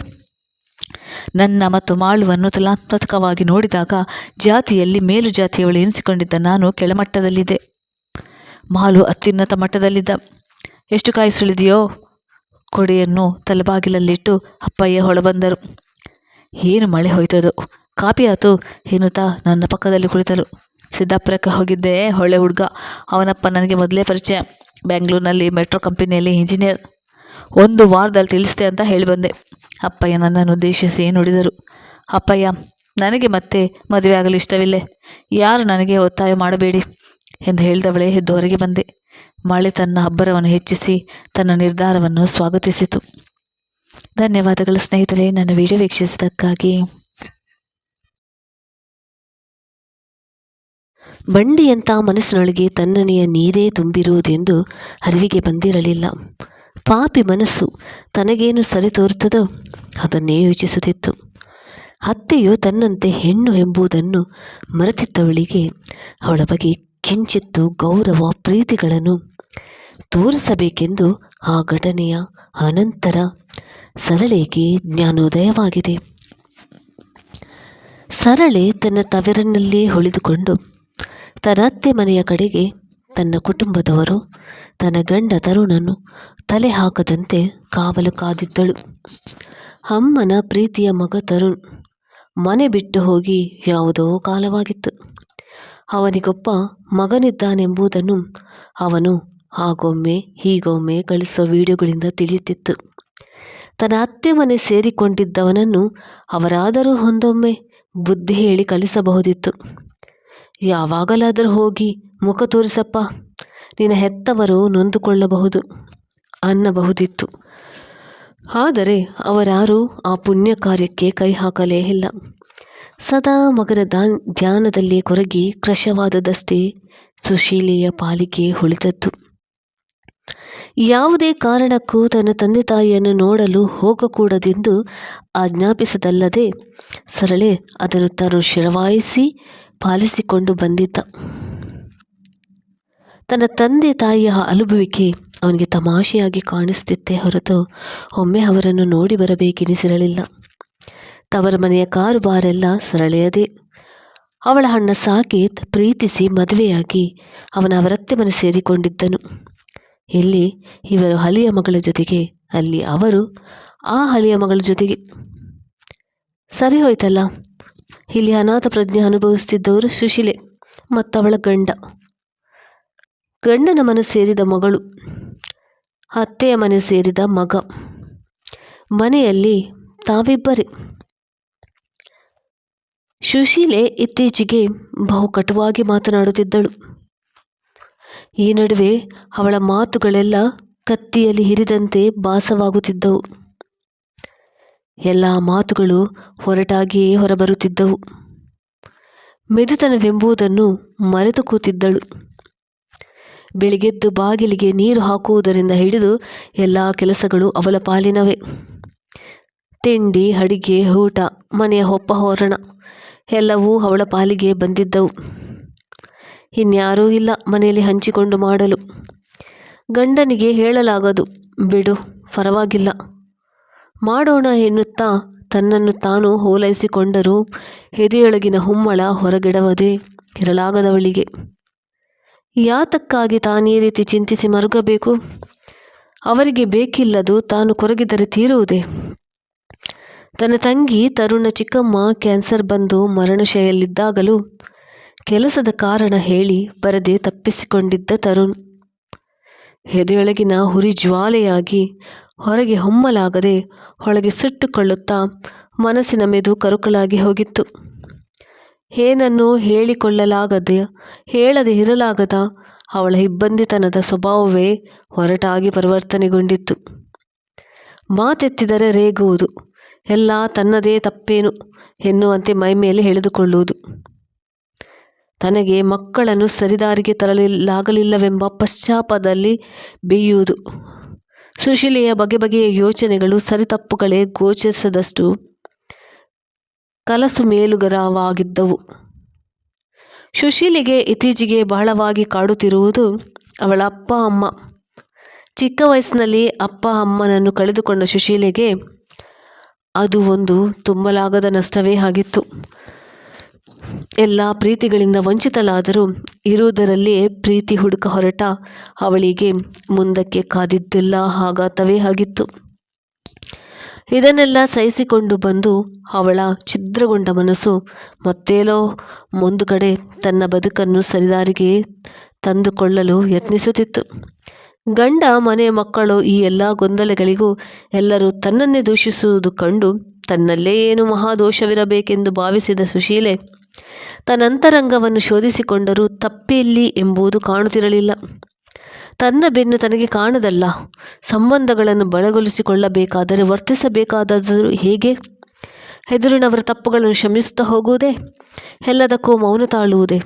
ತನಗೆಷ್ಟು ಅವಮಾನ ನೋವುಗಳಾದರೂ ತನಗೇನು ಆಗಿಲ್ಲವೆಂಬಂತೆ ಓಡಾಡಿಕೊಂಡಿರುವುದೇ? ಇಂಥ 100 ಯೋಚನೆಗಳಲ್ಲಿ ಸುಶೀಲೆ ತನ್ನತನವನ್ನೇ ಕಳೆದುಕೊಂಡಿದ್ದಳು. ಸುಶೀಲಳ ಗಂಡ ಸುರೇಶ್ ಕೂಡ ಎದೆಯಲ್ಲಿ ಯೋಚನೆಗಳ ಗೂಡು ಕಟ್ಟಿಕೊಂಡಿದ್ದವನೇ. ಆದರೆ ಎಂದಿಗೂ ಸುಶೀಲೆಯ ಮುಂದೆ ಅವುಗಳನ್ನು ಹೇಳಿಕೊಳ್ಳುವ ತಪ್ಪು ಕೆಲಸ ಮಾತ್ರ ಅವನು ಮಾಡಿರಲಿಲ್ಲ. ವ್ಯಗ್ರಗೊಂಡ ಅವಳ ಮನಸ್ಸಿಗೆ ಮತ್ತಷ್ಟು ಘಾಸಿ ಮಾಡುವುದು ಸರಿಯಲ್ಲವೆಂಬುದು ಎಂದೋ ಮನವರಿಕೆ ಮಾಡಿಕೊಂಡಿದ್ದ ಸುರೇಶನಿಗೆ ಕೂಡ ಒಮ್ಮೆ ಬೇಸರಗೊಳ್ಳುವ ಪ್ರಸಂಗ ಒದಗಿ ಬಂದಿತು. ತರುಣನ್ನು ಎತ್ತಿ ಹಾಡಿ ಬೆಳೆಸಿದ ಹತ್ತಿರದ ಸಂಬಂಧಿಯೊಬ್ಬರ ಮಗ ವಿದೇಶಕ್ಕೆ ಉದ್ಯೋಗಕ್ಕೆ ಹೊರಡುವ ಸಮಯ ಒದಗಿ ಬಂದಿತ್ತು. ಆಗ ತರುಣನ್ನು ಸುರೇಶ್ ಇನ್ನಿಲ್ಲದಂತೆ ಕೇಳಿಕೊಂಡನು. ಬಾರೋ ಎಂದು ಗೋಗರಿದನು. ಆದರೆ ಮಗ ಸಮಯವಿಲ್ಲವೆಂದು ನುಣುಚಿಕೊಂಡನು. ಯಾರೇನು ಯಾರೇನೆಂದುಕೊಂಡರೂ ಬಿಟ್ಟರು. ಆದರೆ ಸುರೇಶ್ ಮಾತ್ರ ಅವಮಾನದಿಂದ ಕುಗ್ಗಿ ಹೋದನು. ತನ್ನ ಮಾತಿಗೆ ಹುಲ್ಲು ಕಡ್ಡಿಯಷ್ಟು ಮಗ ಬೆಲೆ ಕೊಡಲಾರನೆ? ಹಾಗಾದರೆ ಈ ಮನೆಯಲ್ಲಿ ತನ್ನ ಸ್ಥಾನ ಏನು ಅಲ್ಲವೇ? ಹೆಂಡತಿಯ ಸಂತೈಕೆ ಕೂಡ ಅವನ ಮನಸ್ಸನ್ನು ತಣಿಸಲಾಗಲಿಲ್ಲ. ಕೇಳಬಾರದಿತ್ತು, ಬಾ ಅನ್ನಬಾರದಿತ್ತು. ಪದೇ ಪದೇ ಇದೇ ಯೋಚನೆಯಲ್ಲಿ ಮುಳುಗಿದ್ದ ಸುರೇಶನಿಗೆ ಪಿಚ್ಚೆನಿಸಿತು. ಹೆಂಡತಿಯ ಬಗ್ಗೆ ಕರುಣೆಯುಕ್ಕಿ ಬಂತು.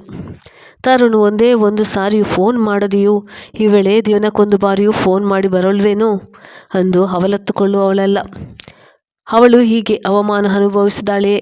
ಹೌದು, ಮತ್ತೆ ಅವಮಾನ ಆಗದಿರುತ್ತದೆ. ಅವನ ತಿರಸ್ಕಾರದ ಘಾಟು ಹೃದಯಕ್ಕೆ ತಟ್ಟದಿರುತ್ತದೆಯೇ?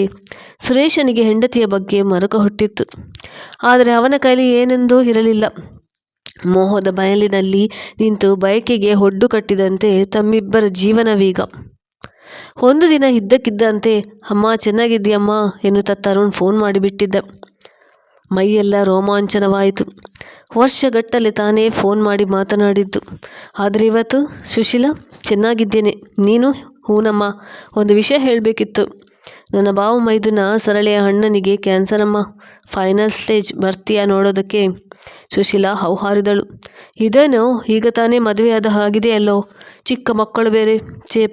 ಛೇ ಪಾಪ ಕಣೋ ಎಂದವಳೆ ಹೊರಟೇ ಬಿಟ್ಟಳು. ಎಲ್ಲಿದ್ದಾನೆ ಏನೆಂದು ವಿಚಾರಿಸಿಕೊಂಡು ಹೋದವಳಿಗೆ ದೊಡ್ಡ ಆಘಾತವೇ ಕಾದಿತ್ತು. ಹೆಂಡತಿ ಸಾಕೇತ್ನನ್ನು ಬಿಟ್ಟುಬಿಟ್ಟಿದ್ದಳು. ಮದುವೆಯಾಗಿ ಅಬ್ಬಬ್ಬಾ ಎಂದರೆ 6-7 ವರ್ಷಗಳಷ್ಟೇ. ಸುಶೀಲೆಗೆ ಅಲ್ಲಿಯ ವಿಷಯಗಳೇನೂ ತಿಳಿಯುತ್ತಿರಲಿಲ್ಲ. ಎಲ್ಲ ಸರ್ವೇ ಸಾಮಾನ್ಯವಾಗಿ ನಡೆದುಕೊಂಡು ಹೋಗುತ್ತಿದೆ ಎಂದುಕೊಂಡಿದ್ದಳು. ಆದರೆ ಅಲ್ಲಿ ಯಾವುದೋ ಮಾಮೂಲಿ ಸ್ಥಿತಿಯಲ್ಲಿರಲಿಲ್ಲ. ಸೊಸೆ ಗಂಡನನ್ನು ಬಿಟ್ಟು ವರ್ಷಗಳೇ ಕಳೆದಿದ್ದವು. ಮಕ್ಕಳು ಸಾಕೇತ್ನ ಜೊತೆಗೆ ಇದ್ದವು. ಆಕೆ ಇನ್ನೊಂದು ಮದುವೆ ಮಾಡಿಕೊಂಡಿದ್ದಳು. ಸಾಕೇತ್ ಇಂದು ಸಾವು ಬದುಕಿನ ನಡುವೆ ಹೋರಾಡುತ್ತಿದ್ದನು. ತಾನು ಅವನನ್ನು ನೋಡಲು ಹೋಗುವಷ್ಟರಲ್ಲೇ ಅವನಾಗಲೇ ತೇಲುಗಣ್ಣು ಮೇಲುಗಣ್ಣಾಗಿದ್ದ. ತಾವು ಹೋಗಿ 10 ನಿಮಿಷವಷ್ಟೇ ಕೊನೆಯುಸಿರೆಳೆದನು. ಸುಶೀಲೆ ದಿಗ್ಭ್ರಮೆಗೊಂಡಳು. ಚಿಕ್ಕ ಮಕ್ಕಳನ್ನು ತಾಯಿಯ ಮಡಿಲಲ್ಲಿ ಹಾಕಿ ಸಾಕೇತ್ ಹೊರಟು ಹೋಗಿದ್ದ. ಸುಶೀಲೆ ಬೀಗೆತ್ತಿ ಗಟ್ಟಿಗೆತ್ತಿ ಎಲ್ಲರಿಗೂ ತಾನೇ ಫೋನ್ ಮಾಡಿ ತಿಳಿಸಿದಳು. ಮಗ ಸತ್ತ ದುಃಖ ಸಾಯುವವರೆಗೆ ತೀರಲಾರದಂಥದ್ದು. ಅಂಥದ್ರಲ್ಲಿ ಇವರು ಇಷ್ಟು ಆರಾಮವಾಗಿರುವುದಾದರೂ ಹೇಗೆ? ಸುಶೀಲಿಗೆ ಆಶ್ಚರ್ಯವಾಗಿತ್ತು. ಆಕೆಯ ಬಗ್ಗೆ ಮದುವೆಯಾದ ಮೇಲೆ ಎಂದಿಗೂ ಮುಖಾಮುಖ ನೋಡದಿದ್ದರೂ ಸುಶೀಲೆ 13ನೆಯ ದಿನಗಳವರೆಗೆ ಎಲ್ಲ ಕೆಲಸ ಕಾರ್ಯಗಳಲ್ಲೂ ಭಾಗವಹಿಸಿದಳು. ಅವರಿಗೆ ಜೊತೆಯಾಗಿ ನಿಂತು ಬಳ ತಂದಳು. ಮಗ ಸತ್ತ ಮನೆಯಲ್ಲಿ ಯಾರು ತಾನೇ ನೆಮ್ಮದಿಯಿಂದ ತಿಥಿ ಊಟ ಮಾಡಲು ಸಾಧ್ಯ? ಯಾರಿಗೂ ಊಟ ತಿಂಡಿಗಳ ಪರಿವೇ ಇರಲಿಲ್ಲ. ಆದರೆ ಸಾಕೇತ್ನ ತಾಯಿ ಮಾತ್ರ ನಿರ್ಲಿಪ್ತತೆ ಸಾಧಿಸಿದ್ದಳು. ಅದು ಹೇಗೆ ಅವಳಿಗೆ ಹೊಲಿಯಿತೋ ಯಾರಿಗೂ ತಿಳಿಯದು. ಸರಳಳ ಅಣ್ಣ ಸತ್ತ ದುಃಖವಿದ್ದರೂ ತನ್ನತ್ತೆಯನ್ನು ಗಮನಿಸುತ್ತಲೇ ಇದ್ದಳು. ಮಾತನಾಡಿಸಲು ಸ್ವಾಭಿಮಾನ. ಅದೇ ಕೆಲಸಕ್ಕೆ ಬಾರದ ಹೊಣಹಟ. ಮುಖ ತಿರುವಿಕೊಂಡು ಓಡಾಡುವ ಸೋಗನ್ನು ಸುಶೀಲ ಗಮನಿಸಿಯೂ ಇವಳೇ ಹಾಗೊಮ್ಮೆ ಹೀಗೊಮ್ಮೆ ಮಾತನಾಡಿಸುತ್ತಿದ್ದಳು. ಬಹಳ ಸಾರಿ ಫೋನ್ ಮಾಡಿ ಮನೆಗೆ ಬಾರಮ್ಮ ಎಂದು ಕರೆದಿದ್ದಳು. ಹಾಗೆಲ್ಲ ಸರಳ ತರುಣ್ನ ಕಡೆಯಿಂದ ಬರಲಾಗುತ್ತಿದ್ದಕ್ಕೆ ಕುಂಟು ನೆಪ ಹೇಳಿಸಿ ತಳ್ಳಿ ಹಾಕಿದ್ದಳು. ಸುಶೀಲೆ ಹೊರಡುವ ದಿನ ಬೀಗಿತ್ತಿಗೆ ಸಮಾಧಾನ ಹೇಳಿದಳು. ಯೋಚಿಸಬೇಡಿ ಎಂದಳು. ಹಣೆ ಬರ ಎಂದಳು. ಇವಳ ಯಾವ ಸಮಾಧಾನದ ಮಾತಿಗೂ ಮೌನವನ್ನೇ ಉತ್ತರವಾಗಿ ನೀಡಿದ್ದ ಬೀಗಿತ್ತಿ ಕೊನೆಯಲ್ಲಿ ಸುಶೀಲೆಗೆ ಒಂದು ಮಾತು ಹೇಳಿದಳು. ಹೀಗೇ ಇರಬೇಕು, ನನ್ನ ಬದುಕು ಇಷ್ಟೇ ಎಂದಾಗ ಅದಕ್ಕಾಗಿ ಚಿಂತಿಸಬಾರದು. ಚಿಂತಿಸುವುದರಿಂದ ಎಲ್ಲರ ನೆಮ್ಮದಿಯೂ ಹಾಳು. ಹಳೆಯದನ್ನನ್ನು ಮನಸ್ಸಿನಲ್ಲಿಟ್ಟುಕೊಳ್ಳದೆ ಇಷ್ಟು ದಿನ ನಮ್ಮ ಜೊತೆಯಲ್ಲಿ ಮನೆಯವರಾಗಿದ್ದುಕೊಂಡು ಸಹಾಯ ಮಾಡಿದ್ದೀರಿ. ನಿಮ್ಮ ಮುಂದೆ ನಾನು ತೀರಾ ಸಣ್ಣವಳಾದೆ. ಈಗ ನಾಚಿಕೆಯಾಗುತ್ತಿದೆ. ನಾಚಿಕೊಳ್ಳುವಂಥದ್ದೇನಾಗಿದೆ? ಏನೂ ಇಲ್ಲ, ಚೆನ್ನಾಗಿರಿ. ಹೇಗಿದ್ದರೂ ಮಗಳು ನಿಮಗೆ ಒತ್ತಾಸೆಯಾಗಿದ್ದಾಳೆ. ಅವಳ ಸಾಹಚರ್ಯದಲ್ಲಿ ನಿಮ್ಮ ದುಃಖ ಮರೆಯಬಹುದು. ನಾನಿನ್ನು ಹೊರಡುವೆ. ನನಗೆ ದುಃಖವೇನೂ ಆಗಿಲ್ಲ. ರೋಗ ಬಂದವನು ವರ್ಷಾನುಗಟ್ಟಲೆ ನರಳುವುದಕ್ಕಿಂತ ಬೇಗನೆ ನೋವುಗಳಿಂದ ಮುಕ್ತರಾಗುವುದು ಒಳ್ಳೆಯದಲ್ಲವೇ? ಬೀಗಿತ್ತಿಯ ಮಾತಿನಿಂದ ಸುಶೀಲ ಅವಕ್ಕಾದಳು. ಅವಳಿಗೆ ಉತ್ತರ ತಿಳಿಯದೆ ಮೂಕಳಾಗಿ ನಿಂತಳು. ಮಗನ ಬಗೆಗೂ ಅವರ ನಿಲುವು ಇದೇನಾ ಎನ್ನುತ್ತಾ ಆಶ್ಚರ್ಯಗೊಂಡಳು.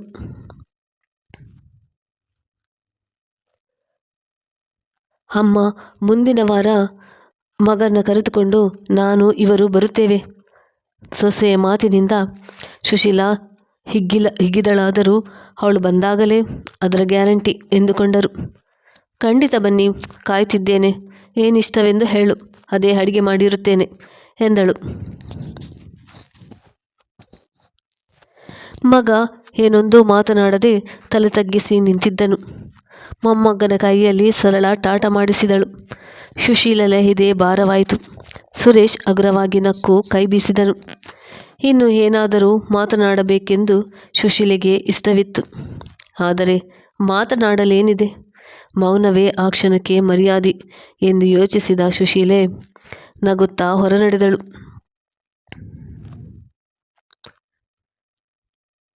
ಧನ್ಯವಾದಗಳು ಸ್ನೇಹಿತರೆ, ನನ್ನ ವಿಡಿಯೋ ವೀಕ್ಷಿಸಿದ್ದಕ್ಕಾಗಿ.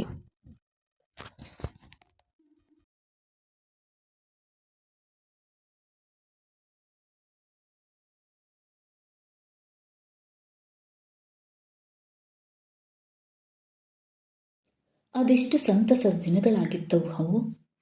ಕಳೆದ ದಿನಗಳನ್ನು ಜ್ಞಾಪಿಸಿಕೊಂಡಾಗ ಯಾಮಿನಿಯ ಕಂಗಳು ತುಂಬಿ ಬಂದವು. ಕಾಲೇಜಿಗೆ ಸೇರಿದ್ದ ಪ್ರಾರಂಭದ ದಿನಗಳವು. ಹಲವಾರು ವಿದ್ಯಾರ್ಥಿನಿಯರಿದ್ದರೂ ಒಬ್ಬರಿಗೊಬ್ಬರ ಪರಿಚಯವಿರಲಿಲ್ಲ. ನಿಧಾನವಾಗಿ ಪರಿಚಯ ಮಾಡಿಕೊಂಡು ಅವರ ಗೆಳೆತನ ಬೆಳೆಸತೊಡಗಿದರು. ಆದರೆ 4-6 ದಿನಗಳು ಕಳೆದರೂ ಯಾಮಿನಿಗೆ ಸರಿಹೊಂದುವ ಮಿತ್ರರು ದೊರೆತಿರಲಿಲ್ಲ. ಒಂದು ದಿನ ಯಾಮಿನಿ ಕಾಲೇಜು ತಲುಪುವಾಗ ರೋಹಿತ್ ಕಾಲೇಜಿನ ಗೇಟ್ ಬಳಿ ಸಿಕ್ಕಿದ್ದ. ಅವನು ನಗೆ ಬೀರಿ ಹಲೋ ಎಂದು ತನ್ನ ಪರಿಚಯ ಹೇಳಿದ್ದ. ಅವನ ನಡವಳಿಕೆ ಯಾಮಿನಿಗೆ ಬಹಳ ಇಷ್ಟವಾಯಿತು. ನನ್ನ ಹೆಸರು ಯಾಮಿನಿ, ನಾನು ಶಾರದಾ ಕಾಲೇಜಿನಿಂದ ಬಂದಿದ್ದೇನೆ. ಅವಳು ರೋಹಿತ್ಗೆ ತನ್ನ ಪರಿಚಯ ತಿಳಿಸಿಕೊಟ್ಟಳು. ಪಾಠದ ವಿಷಯದಲ್ಲಿ ರೋಹಿತ್ ಬಹಳ ಚುರುಕಾಗಿದ್ದ. ಲೆಕ್ಚರ್ ಕೇಳೋ ಪ್ರಶ್ನೆಗಳಿಗೆಲ್ಲ ಪಟಪಟನೇ ಉತ್ತರ ಕೊಡುತ್ತಿದ್ದ. ಅವನ ಜಾಣತನ ಮತ್ತು ವಿಷಯದ ಬಗೆಗಿನ ಆಳವಾದ ಜ್ಞಾನ ಯಾಮಿನಿಯ ಮನಸ್ಸನ್ನು ಸೆಳೆಯಿತು. ಬಿಡುವಿನ ಸಮಯದಲ್ಲಿ ಒಮ್ಮೆ ರೋಹಿತ್ ಯಾಮಿನಿಯನ್ನು ಕಾಫಿಗೆ ಕರೆದ. ಯಾಮಿನಿಗೆ ಇಲ್ಲವೆನ್ನವಾಗಲಿಲ್ಲ. ಇಬ್ಬರು ಕ್ಯಾಂಟೀನ್ಗೆ ಹೋಗಿ ಕುಳಿತರು. ಕಾಫಿ ಕುಡಿಯುವಾಗ ರೋಹಿತ್ ಎವೆ ಇಕ್ಕದೆ ಯಾಮಿನಿಯನ್ನು ನೋಡುತ್ತಿದ್ದ. ಯಾಮಿನಿಗೆ ಅವನ ದೃಷ್ಟಿಯನ್ನು ಎದುರಿಸುವುದು ಕಷ್ಟವಾಯಿತು. ಆದರೆ ಅವಳ ಎದೆಯಲ್ಲಿ ಸಂತಸದ ಸುಂಟರ ಗಾಳಿ ಅಲೆ ಎಬ್ಬಿಸಿತು. ಕ್ಲಾಸ್ ಮುಗಿಸಿ ಮನೆಗೆ ಹೋಗುವಾಗ ರೋಹಿತ್ ಹತ್ತಿರ ಬಂದು ಪ್ರೀತಿಯಿಂದ ಬಾಯ್ ಹೇಳಿದ. ಯಾಮಿನಿ ಮೈ ನವೆರೆದ್ದಿತ್ತು. ರಾತ್ರಿಯೆಲ್ಲ ಅವಳ ಕಣ್ಮುಂದೆ ರೋಹಿತ್ನ ಮುಖವೇ ತೇಲಿ ಬರುತ್ತಿತ್ತು. ಕಣ್ಣು ಮುಚ್ಚಿದರೆ ಅವನು ಜೊತೆಯಲ್ಲಿರುವಂತೆ ಭಾಸವಾಗುತ್ತಿತ್ತು. ಮರುದಿನ ಬೆಳಿಗ್ಗೆ ಎಚ್ಚರವಾದಾಗ ಎಂದಿನಂತೆ ಯಾಮಿನಿ ತನ್ನ ಮೊಬೈಲ್ ಚೆಕ್ ಮಾಡಿದಳು. Good morning, have A nice day ಎಂದು ರೋಹಿತ್ ಮೆಸೇಜ್ ಮಾಡಿದ. ಯಾಮಿನಿ ಬಹಳ ಹೊತ್ತು ಆ ಮೆಸೇಜನ್ನು ನೋಡುತ್ತಾ ಕುಳಿತಿದ್ದಳು. ಅವಳಿಗೆ ರೋಮಾಂಚನವಾಗುತ್ತಿತ್ತು. ಅದಕ್ಕೆ ಉತ್ತರ ಕಳುಹಿಸಬೇಕೆಂದುಕೊಂಡಳು. ಆದರೆ ಏನೆಂದು ಕಳಿಸುವುದು ಎಂದು ಯೋಚಿಸ್ತಾ ಕುಳಿತಳು. ಟೈಪ್ ಮಾಡಲು ಹೋದರೆ ಅವಳ ಬೆರಳು ನಡುಗತೊಡಗಿತು. ಅವಳು ಮತ್ತೆ ಆ ಮೆಸೇಜನ್ನು ನೋಡುತ್ತಾ ಕುಳಿತಳು. ಒಂದು ಸುಂದರವಾದ ಉತ್ತರ ಕೊಡಬೇಕೆಂಬ ಆಸೆ, ಆದರೆ ಏನು ಉಳಿಯುತ್ತಿಲ್ಲ. ಕಡೆಗೆ ವೆರಿ ಗುಡ್ ಮಾರ್ನಿಂಗ್ ಎಂದು ಟೈಪ್ ಮಾಡಿ ಕಳುಹಿಸಿದಳು. ಯಾಮಿನಿಯ ಬಾಳು ಒಂದು ಹೊಸ ತಿರುವು ಪಡೆದಿತ್ತು. ರೋಹಿತ್ನನ್ನು ಭೇಟಿ ಮಾಡುವುದು, ಇಬ್ಬರು ಒಬ್ಬರನ್ನೊಬ್ಬರು ನೋಡುತ್ತಾ ಪ್ರೀತಿಯಿಂದ ಮಾತನಾಡುವುದು ನಿತ್ಯ ಪದ್ಧತಿಯಾಯಿತು. ರೋಹಿತ್ನಿಂದಾಗಿ ಯಾಮಿನಿಗೆ ಕಾಲೇಜ್ ಒಂದು ಅತ್ಯಂತ ಪ್ರಿಯ ಸ್ಥಾನವಾಯಿತು. ಪರಸ್ಪರ ಭೇಟಿ ಮಾಡದಿದ್ದರೆ ಇಬ್ಬರಿಗೂ ನೆಮ್ಮದಿ ಇರುತ್ತಿರಲಿಲ್ಲ. ಲೆಕ್ಚರರ್ ಬಾರದೆ ಕ್ಲಾಸ್ ಇಲ್ಲದಿದ್ದಾಗ ಇಬ್ಬರು ಹತ್ತಿರದ ಪಾರ್ಕ್ ಅಥವಾ ಮಾಲ್ಗೆ ಹೋಗಿ ಸುತ್ತಾಡಿ ಬರುತ್ತಿದ್ದರು. ದಿನಗಳು ಮಜವಾಗಿ ಕಳೆಯುತ್ತಿದ್ದವು. ಕಾಲೇಜಿನಲ್ಲಿ ಅವರ ಬಗ್ಗೆ ಮಾತುಗಳು ಕೇಳಿ ಬರುತ್ತಿದ್ದವು. ಆದರೆ ಅವರು ಅದನ್ನು ಲೆಕ್ಕಿಸಲಿಲ್ಲ. ರೋಹಿತ್ನೊಂದಿಗೆ ಮಾತನಾಡುವಾಗ ಯಾಮಿನಿಗೆ ಅವನ ಬಗ್ಗೆ ತಿಳಿದ ವಿಷಯವೆಂದರೆ, ಚಿಕ್ಕಂದಿನಿಂದಲೇ ಅವನ ತಾಯಿ ತಂದೆಯರು ಅಪಘಾತವೊಂದರಲ್ಲಿ ಅಸುನೀಗಿದ್ದರು. ಊರಿನಲ್ಲಿದ್ದ ಚಿಕ್ಕಮ್ಮ ಚಿಕ್ಕಮ್ಮ ಅವನನ್ನು ಬೆಳೆಸಿದ್ದರು. ಇಲ್ಲಿ ಅವನು ಬಾಡಿಗೆ ಕೋಣೆಯೊಂದರಲ್ಲಿ ಇದ್ದುಕೊಂಡು ವಿದ್ಯಾಭ್ಯಾಸ ಮಾಡುತ್ತಿದ್ದ. ರೋಹಿತ್ ಬಹಳ ಬುದ್ಧಿವಂತ ವಿದ್ಯಾರ್ಥಿ. ಅವನ ಸ್ನೇಹದಿಂದ ಯಾಮಿನಿಗೆ ಹೆಚ್ಚು ಅನುಕೂಲವಾಗಿತ್ತು. ಪಾಠ ಪ್ರವಚನ ವಿಷಯದಲ್ಲಿ ಅವಳಿಗೆ ರೋಹಿತ್ನಿಂದ ಬಹಳ ಸಹಾಯ ಸಿಗುತ್ತಿತ್ತು. ವಾರಾಂತ್ಯದ ರಜೆ ಮುಗಿಸಿ ಯಾಮಿನಿ ಕಾಲೇಜಿಗೆ ಹೋದಾಗ ರೋಹಿತ್ ಕಾಲೇಜಿಗೆ ಬಂದಿರಲಿಲ್ಲ. ವಿರಾಮದ ನಂತರವೂ ಅವನು ಬಾರದಿದ್ದಾಗ ಯಾಮಿನಿ ತಡೆಯಲಾರದೆ ಅವನಿಗೆ ಫೋನ್ ಮಾಡಿದಳು. ಆದರೆ ಅವನು ಫೋನ್ ಕರೆಗೆ ಉತ್ತರಿಸಲಿಲ್ಲ. ಮತ್ತೆ ಮತ್ತೆ ಪ್ರಯತ್ನಿಸಿದ ನಂತರ ಕಡೆಗೊಮ್ಮೆ ಅತ್ತ ಕಡೆಯಿಂದ ಅವನ ಆಳವಾದ ಧ್ವನಿ ಕೇಳಿ ಬಂತು. ಯಾಮಿನಿ, ನನಗೆ ಜ್ವರ ಬಂದಿದೆ, ಕಾಲೇಜ್ಗೆ ಬರಲು ಆಗುತ್ತಿಲ್ಲ. ಇದನ್ನು ಕೇಳಿ ಯಾಮಿನಿ ಗಾಬರಿಯಾದಳು. ಡಾಕ್ಟರ್ ಹತ್ರ ಹೋಗಿದೆಯಾ ಎಂದು ಕೊಕ್ಕುಲತೆಯಿಂದ ಕೇಳಿದಳು. ಮಾತ್ರೆ ತೆಗೆದುಕೊಂಡಿದ್ದೇನೆ, ನೀನೇನು ಯೋಚನೆ ಮಾಡಬೇಡ, ಹುಷಾರಾದ ಕೂಡಲೇ ಕಾಲೇಜ್ಗೆ ಬರುತ್ತೇನೆ ಎಂದ. ಮರುದಿನವೂ ರೋಹಿತ್ ಕಾಲೇಜ್ಗೆ ಬರಲಿಲ್ಲ. ಯಾಮಿನಿಗೆ ಪಾಠದಲ್ಲಿ ಮನಸ್ಸು ನಿಲ್ಲಲಿಲ್ಲ. ಅವನ ಯೋಚನೆಯೇ ಎಡಬಿಡದೆ ಕಾಡಿತ್ತು. ರೋಹಿತ್ ಹೇಗಿದ್ದಾನೋ, ಜ್ವರ ಹೆಚ್ಚಾಗಿದೆಯೋ ಏನೋ, ಒಬ್ಬನೇ ಹೇಗೆ ಇದ್ದಾನೆ, ಊಟಕ್ಕೆ ಏನು ಮಾಡುತ್ತಾನೆ, ಹೋಗಿ ಅವನನ್ನು ನೋಡಬೇಕು ಎಂದುಕೊಂಡಳು. ರೋಹಿತ್ ಹಿಂದೊಮ್ಮೆ ಹೇಳಿದ ಗುರುತಿನ ಮೇಲೆ ಯಾಮಿನಿ ಕಷ್ಟಪಟ್ಟು ಅವನ ಕೋಣೆಯನ್ನು ತಲುಪಿದಳು. ಒಂದಿಷ್ಟು ಸಲ ಬಾಗಿಲು ತಟ್ಟಿದ ನಂತರ ರೋಹಿತ್ ಮೆಲ್ಲನೆ ಎದ್ದು ನಿಂತು ಬಾಗಿಲು ತೆರೆದ. ಜ್ವರದಿಂದ ಅವನ ಮೈ ಸುಡುತ್ತಿತ್ತು. ಹಾಸಿಗೆ ಮೇಲೆ ಕುಳಿತುಕೊಳ್ಳಲು ಅವನಿಗೆ ಆಗುತ್ತಿರಲಿಲ್ಲ. ಅವನ ಸ್ಥಿತಿ ಕಂಡು ಯಾಮಿನಿಗೆ ದುಃಖ, ಕೋಪ ಒಟ್ಟಿಗೆ ಬಂದವು. ಇಷ್ಟೊಂದು ಜ್ವರ ಇದೆ, ನೀನು ಕೇಳಲೇ ಇಲ್ಲವಲ್ಲ, ಮಾತ್ರೆ ತೆಗೆದುಕೊಂಡೆಯಾ, ಮನೆಯವರಿಗೆ ತಿಳಿಸಿದ್ಯಾ ಎಂದು ಕೇಳಿದಳು. ರೋಹಿತ್ ಅರೆತೆರೆದ ಕಣ್ಣುಗಳಿಂದ ಅವಳನ್ನು ನೋಡುತ್ತಾ, ಇಲ್ಲ, ಚಿಕ್ಕಪ್ಪನಿಗೆ ತೊಂದರೆ ಕೊಡಲು ಮನಸ್ಸಾಗಲಿಲ್ಲ, ಡಾಕ್ಟರ್ ಹತ್ರ ಹೋಗಲು ಶಕ್ತಿ ಇಲ್ಲ. 2 ದಿನಗಳಲ್ಲಿ ರೋಹಿತ್ ಬಲಹೀನನಾಗಿದ್ದ. ಕಣ್ಣುಗಳ ಕೆಳಗೆ ಕಪ್ಪು ವರ್ತುಲ ಮೂಡಿತ್ತು. ಅವನು ಏನು ತಿಂದಿರಲಿಲ್ಲ, ಏಕೆಂದರೆ ಅವನೇ ಸ್ವಂತ ಅಡಿಗೆ ಮಾಡಿಕೊಳ್ಳಬೇಕಾಗಿತ್ತು. ಹೋಟೆಲ್ನಿಂದ ತಂದಿದ ತಿಂಡಿ ಸ್ಟೂಲ್ ಮೇಲೆ ಇತ್ತು. ಅದು ಒಣಗಿ ಹೋಗಿತ್ತು. ಅರ್ಧ ಖಾಲಿಯಾಗಿದ್ದ ಬಿಸ್ಕೆಟ್ ಪ್ಯಾಕೆಟ್ ಒಂದು ಪಕ್ಕದಲ್ಲಿತ್ತು. ಕೋಣೆಯ ಸಾಮಾನುಗಳೆಲ್ಲ ಅಸ್ತವ್ಯಸ್ತವಾಗಿ ಬಿದ್ದಿದ್ದವು. ಇದನ್ನೆಲ್ಲ ನೋಡಿ ಯಾಮಿನ್ಗೆ ಸುಮ್ಮನೆ ಕೂರಲಾಗಲಿಲ್ಲ. ಅವಳು ಕೋಣೆಯನ್ನು ಸ್ವಚ್ಛಗೊಳಿಸತೊಡಗಿದಳು. ರೋಹಿತ್ ಬೇಡವೆಂದು ತಡೆಯಲು ಪ್ರಯತ್ನಿಸಿದ. ಆದರೆ ಅವನಿಗೆ ಮಲಗಲು ಹೇಳಿ ಅವಳು ತನ್ನ ಕೆಲಸ ಮುಂದುವರಿಸಿದಳು. ಆಮೇಲೆ ಅಂಗಡಿಗೆ ಹೋಗಿ ಬ್ರೆಡ್ ಮತ್ತು ಹಾಲನ್ನು ತಂದು ಅವನಿಗೆ ತಿನ್ನಿಸಿದಳು. ಆದರೆ ರೋಹಿತ್ಗೆ ಹೆಚ್ಚು ತಿನ್ನಲಾಗಲಿಲ್ಲ. ಯಾಮಿನಿ ಹತ್ತಿರದಲ್ಲಿದ್ದ ಕ್ಲಿನಿಕ್ ಹೋಗಿ ಮಾತ್ರೆ ತಂದು ರೋಹಿತ್ಗೆ ಕೊಟ್ಟಳು. ಸಾಯಂಕಾಲದವರೆಗೆ ಅವನ ಬಳಿಯೇ ಕುಳಿತಳು.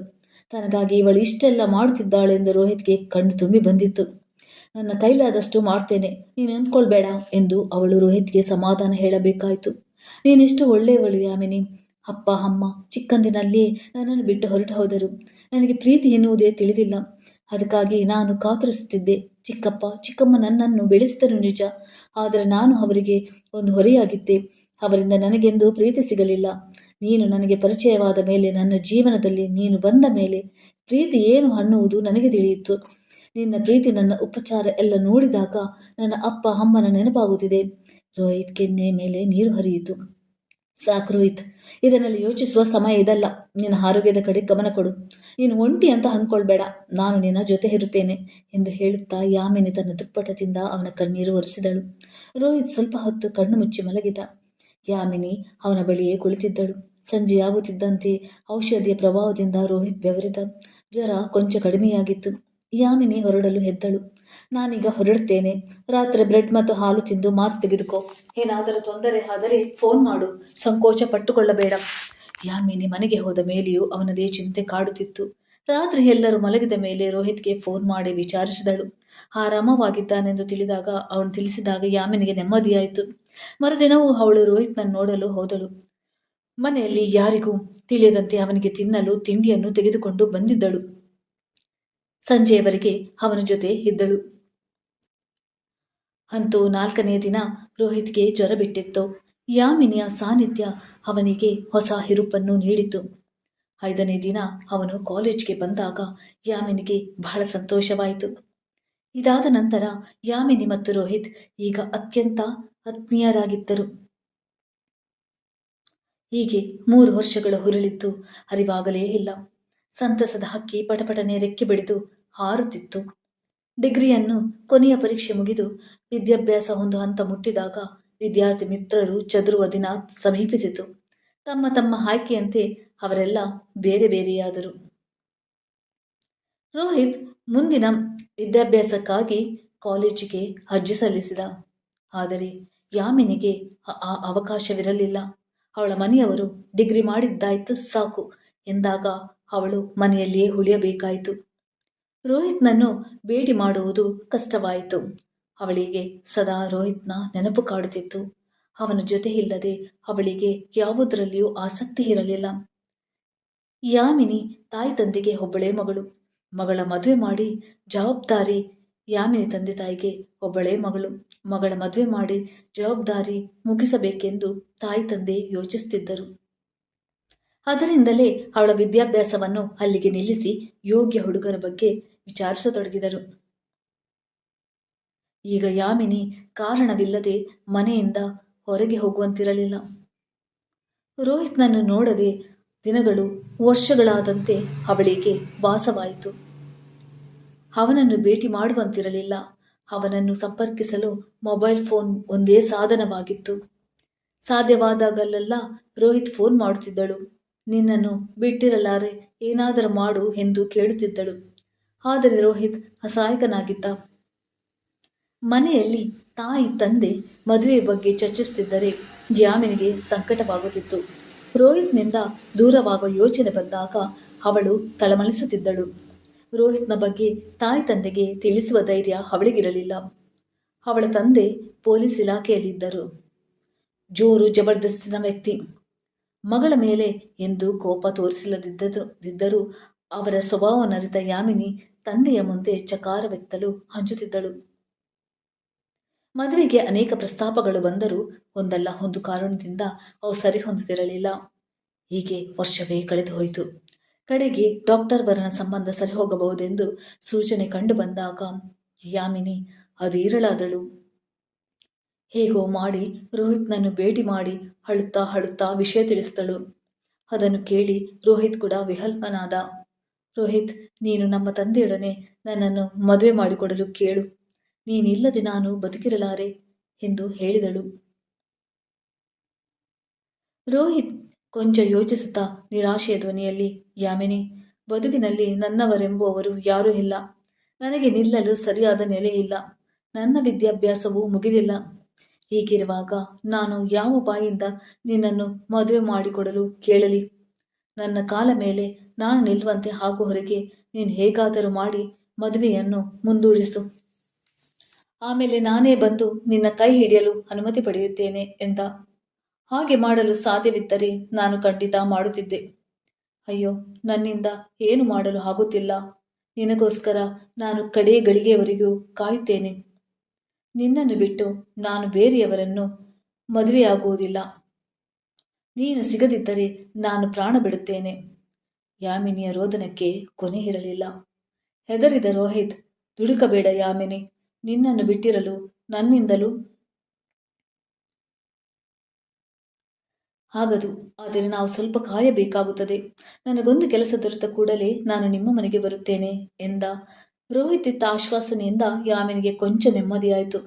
ಇಷ್ಟು ದಿನಗಳು ಕಾಲೆ ತಳ್ಳಿದಂತೆ ಇನ್ನಷ್ಟು ದಿನಗಳು ಮದುವೆ ಮುಂದೆ ಹೋಗುತ್ತಿರಲಿ ಎಂದು ಪ್ರಾರ್ಥಿಸುತ್ತಾ ಅವಳ ಮನೆ ಸೇರಿದಳು. ಆದರೆ ಅವಳ ಪ್ರಾರ್ಥನೆ ಫಲಿಸಲಿಲ್ಲ.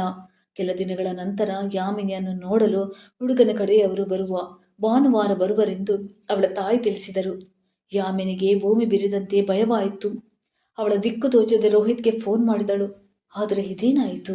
ಯಾಮಿನಿ ಪದೇ ಪದೇ ಕಾಲ್ ಮಾಡಿದರೂ ರಿಂಗ್ ಆಗುತ್ತಿದೆಯೇ ಹೊರತು ರೋಹಿತ್ ರಿಸೀವ್ ಮಾಡುತ್ತಿಲ್ಲ.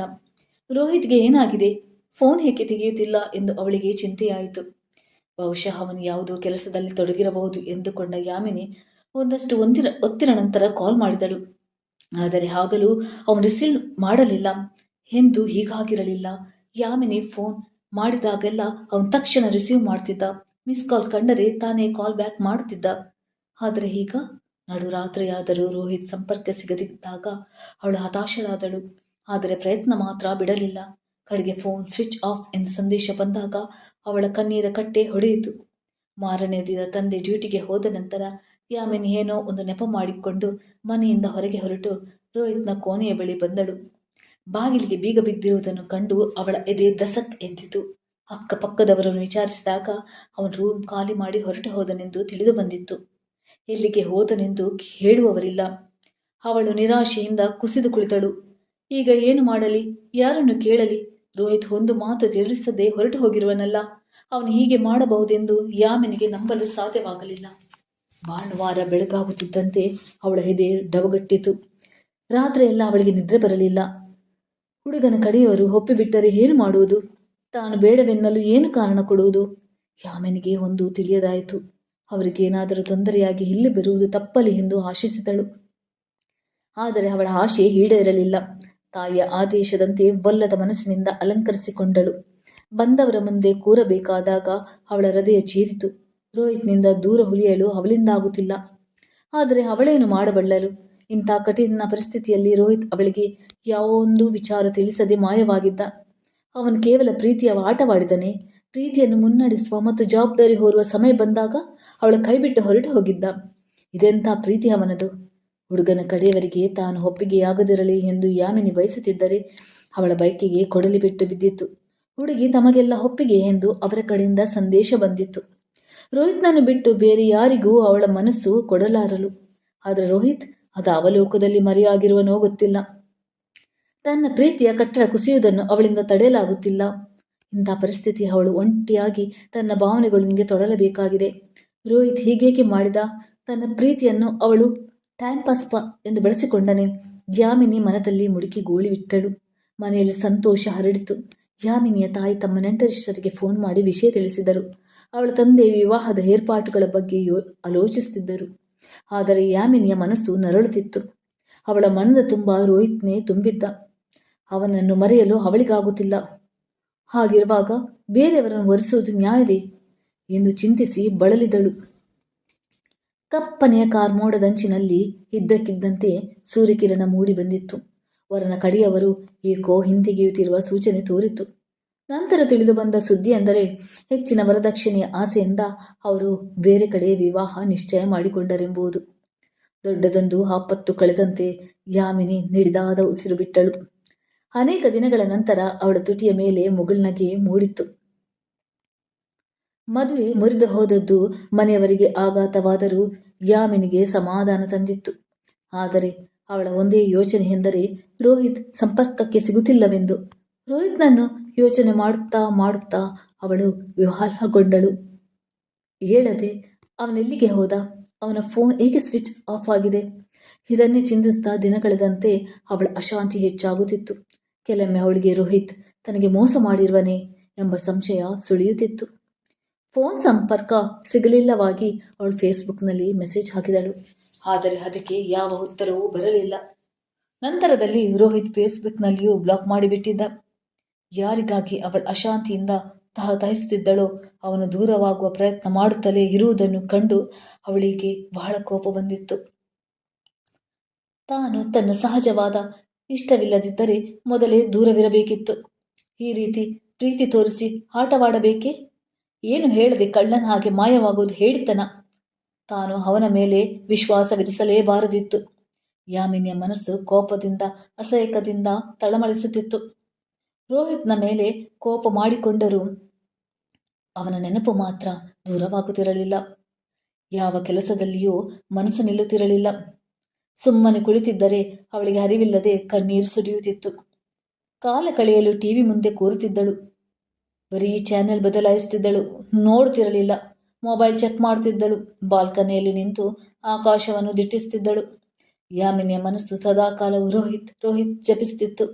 ಯಾರು ಹತ್ತಿರದಲ್ಲಿ ಇಲ್ಲದಿರುವಾಗ ಅವಳು ಮೇಲುಧ್ವನಿಯಲ್ಲಿ ಅವನನ್ನು ಕರೆಯುತ್ತಿದ್ದಳು. ನನ್ನ ಕರೆ ರೋಹಿತ್ಗೆ ಮುಟ್ಟುವುದೇ? ಅವನು ಮತ್ತೆ ನನ್ನ ಬಳಿಗೆ ಬರುವನೇ? ಆ ವೇಳೆಗೆ ಅವನು ಹೊಸ ಜೀವನ ಪ್ರಾರಂಭಿಸಿಬಿಟ್ಟಿದ್ದರೆ? ಯಾಮಿನಿಗೆ ಭಯವಾಯಿತು. ಅವಳು ಮತ್ತೆ ಸಮಾಧಾನ ಮಾಡಿಕೊಂಡಳು. ಇಲ್ಲ, ರೋಹಿತ್ ಅಂತವನಲ್ಲ. ಅವನು ಖಂಡಿತವಾಗಿಯೂ ಒಂದು ದಿನ ಬರುತ್ತಾನೆ. ನನ್ನನ್ನು ಜೊತೆಯಲ್ಲಿ ಕರೆದೊಯ್ಯುತ್ತಾನೆ. ಸಮಯ ಸರಿದಂತೆ ಯಾಮಿನಿಯ ಮನಸ್ಸು ನಿರಾಶೆಯ ಕೂಪದಲ್ಲಿ ಮುಳುಗತೊಡಗಿತು. ರೋಹಿತ್ನ ನಂಬರ್ ಹೊರತು ಅವಳ ಮೊಬೈಲ್ನಲ್ಲಿ ಬೇರೆ ಯಾರ ಸಂಪರ್ಕವೂ ಇರಲಿಲ್ಲ. ಕಡೆಗೆ ಅವನ ಸಂಪರ್ಕವೂ ಕಳೆದು ಹೋಯಿತು.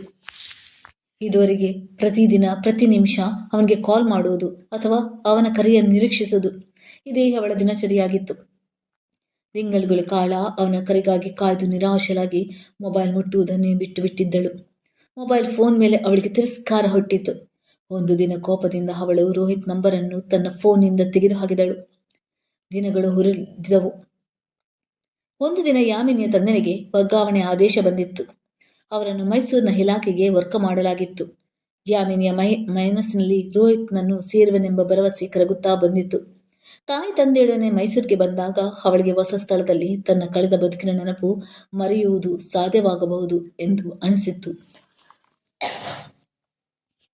ಮೈಸೂರಿನ ವೈಭವಯುತ ಅರಮನೆಯ ನೋಟದಿಂದ ಅವಳ ಮನಸ್ಸು ಖಿನ್ನವಾಗುತ್ತಿತ್ತು. ಸುತ್ತಲೂ ವೈಭೋಗದ ಪ್ರತ್ಯೇಕ ಕಾಣುತ್ತಿದ್ದರೆ ಅವಳಿಗೆ ಮನಸ್ಸಿನಾಳದಲ್ಲಿ ತನ್ನ ಪ್ರೀತಿಯ ಸಮಾಧಿ ಗೋಚರಿಸುತ್ತಿತ್ತು. ಮನೆಯಲ್ಲಿ ಮತ್ತೆ ಮದುವೆಯ ಮಾತುಕತೆ ಪ್ರಾರಂಭವಾಯಿತು. ಯಾಮಿನಿಗೆ ಪ್ರೀತಿ, ಮದುವೆ, ಸಂಸಾರ ಎಲ್ಲದರ ಮೇಲೂ ತಿರಸ್ಕಾರ ಹುಟ್ಟಿತ್ತು. ತನ್ನ ಮದುವೆಯ ವಿಷಯ ಮಾತನಾಡುವುದೇ ಬೇಡವೆಂದು ಅವಳು ಎಲ್ಲರಿಗೂ ಹೇಳಿಬಿಟ್ಟಳು. ಜಾಗ ಬದಲಾದರೂ, ಊರು ದೂರವಾದರೂ ನೆನಪು ದೂರವಾಗಲಿಲ್ಲ. ರೋಹಿತ್ಗೆ ತನ್ನ ನೆನಪು ಉಳಿದಿದೆಯೇ? ಅವನ ಪ್ರೀತಿ ಒಂದು ನಾಟಕವಾಗಿದ್ದರೆ ನನ್ನನ್ನು ಮರಳಿ ಮಾಡಿ ನಂಬಿಸಿದೇಕೆ? ಕಡೆಗಾದರೂ ಒಮ್ಮೆ ನಿಜ ವಿಷಯ ತಿಳಿಸಿದರೆ ಸಾಕಿತ್ತು. ನಾನು ಇಷ್ಟೊಂದು ಸಂಕಟ ಪಡಬೇಕಾಗಿರಲಿಲ್ಲ. ಪ್ರೀತಿ ಅಮರ ಎನ್ನುವ ಭ್ರಮೆ ದೂರವಾಗಿರುತ್ತಿತ್ತು. ಯಾಮಿನಿ ಈ ಮೊದಲೇ ಮನೆಯಿಂದ ಹೊರಗೆ ಹೋಗುವುದು ಕಡಿಮೆಯಾಗಿತ್ತು. ಮೈಸೂರಿಗೆ ಬಂದ ಮೇಲಂತೂ ಹೊಸ ಜಾಗ, ಹೊಸ ಜನ. ಹೀಗಾಗಿ ಸದಾ ಮನೆಯಲ್ಲಿ ಕುಳಿತು ತನ್ನ ಭಗ್ನ ಪ್ರೇಮದ ಸುಳಿಯಲ್ಲಿ ಸುತ್ತುತ್ತಿದ್ದಳು.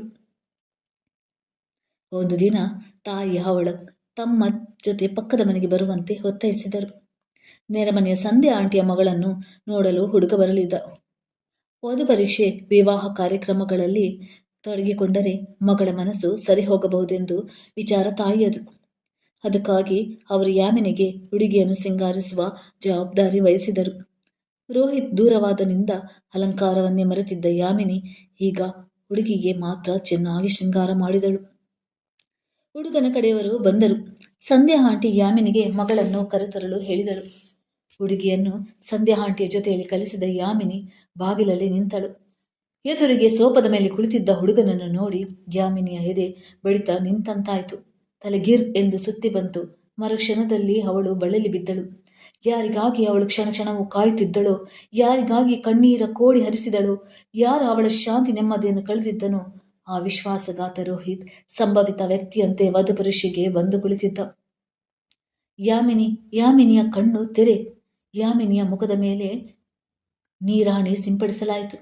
ಪರಿಚಿತ ಮಧುರ ಧ್ವನಿಯನ್ನು ಕೇಳಿ ಅವಳು ಮೆಲ್ಲನೆ ಕಣ್ಣು ತೆರೆದಳು. ರೋ ರೋಹಿತ್, ಹೌದು ಯಾಮಿನಿ, ನಾನು ನಿನ್ನ ರೋಹಿತ್. ಯಾಮಿನಿಯ ಕಣ್ಣಿನಿಂದ ನೀರು ಹರಿಯಿತು. ನನಗೆ ಒಂದು ಮಾತು ತಿಳಿಸದೆ ಇಷ್ಟು ದಿನ ಎಲ್ಲಿಗೆ ಹೊರಟು ಹೋಗಿದ್ದೆ ರೋಹಿತ್? ನಾನು ನಿನಗಾಗಿ ಎಷ್ಟು ಹುಡುಕಿದ್ದೇನೆ, ಎಷ್ಟು ಹತ್ತಿದ್ದೇನೆ, ಎಷ್ಟು ಸಂಕಟ ಪಟ್ಟಿದ್ದೇನೆ ಅಂತ ನಿನಗೇನು ಗೊತ್ತು? ನಾನು ಬೇಡವಾಗಿದ್ದರೆ ಹೇಳಿಬಿಡಬೇಕಿತ್ತು. ನಾನು ಹುಚ್ಚಿ ಹಾಗೆ ನಿನ್ನ ಪ್ರೀತಿಗಾಗಿ ಹಂಬಲಿಸುತ್ತಿದ್ದೆ. ನೀನೇಕೆ ನನಗೆ ವಿಶ್ವಾಸ ದ್ರೋಹ ಮಾಡಿದೆ? ಅವಳು ಒಂದೇ ಉಸಿರಿನಲ್ಲಿ ಹೇಳಿದಳು. ನಾನು ನಿನಗಾಗಿ ಬಹಳ ಸಂಕಟಪಟ್ಟಿದ್ದೇನೆ ಯಾಮಿನಿ. ನಾವು ಕಡೆಯ ಸಲ ಭೇಟಿ ಮಾಡಿದ್ದು ನಿನಗೆ ನೆನಪಿದೆಯಾ ಎಂದು ಕೇಳಿದ. ಹೌದು, ನೆನಪಿದೆ. ಆ ದಿವಸ ನೀನು ಹೋದ ಮೇಲೆ ನಿನ್ನ ತಂದೆ 4-5 ಜನರ ಜೊತೆ ಅಲ್ಲಿಗೆ ಬಂದರು. ಅವರೆಲ್ಲ ಪೊಲೀಸ್ ಯೂನಿಫಾರ್ಮ್ನಲ್ಲಿದ್ದರು. ಹಾಂ? ಯಾಮಿನಿ ಆಶ್ಚರ್ಯದಿಂದ ಕಣ್ಣರಳಿಸಿದಳು. ರೋಹಿತ್ ಮಾತು ಮುಂದುವರೆಸಿದ. ನಿಮ್ಮ ತಂದೆಯ ಕೊಲಿಗೊಬ್ಬರು ನಾವಿಬ್ಬರು ಪಾರ್ಕ್ನಲ್ಲಿ ಭೇಟಿ ಮಾಡಿದ್ದನ್ನು ನೋಡಿ ನಿಮ್ಮ ತಂದೆಗೆ ತಿಳಿಸಿಬಿಟ್ಟಿದ್ದಾರಂತೆ. ಅದಕ್ಕೆ ಅವರಿಗೆ ಬಹಳ ಕೋಪ ಬಂದಿತ್ತು. ನಾನು ಇನ್ನೆಂದಿಗೂ ನಿನ್ನನ್ನು ಭೇಟಿ ಮಾಡಬಾರದು, ಸಂಪರ್ಕಿಸಬಾರದು.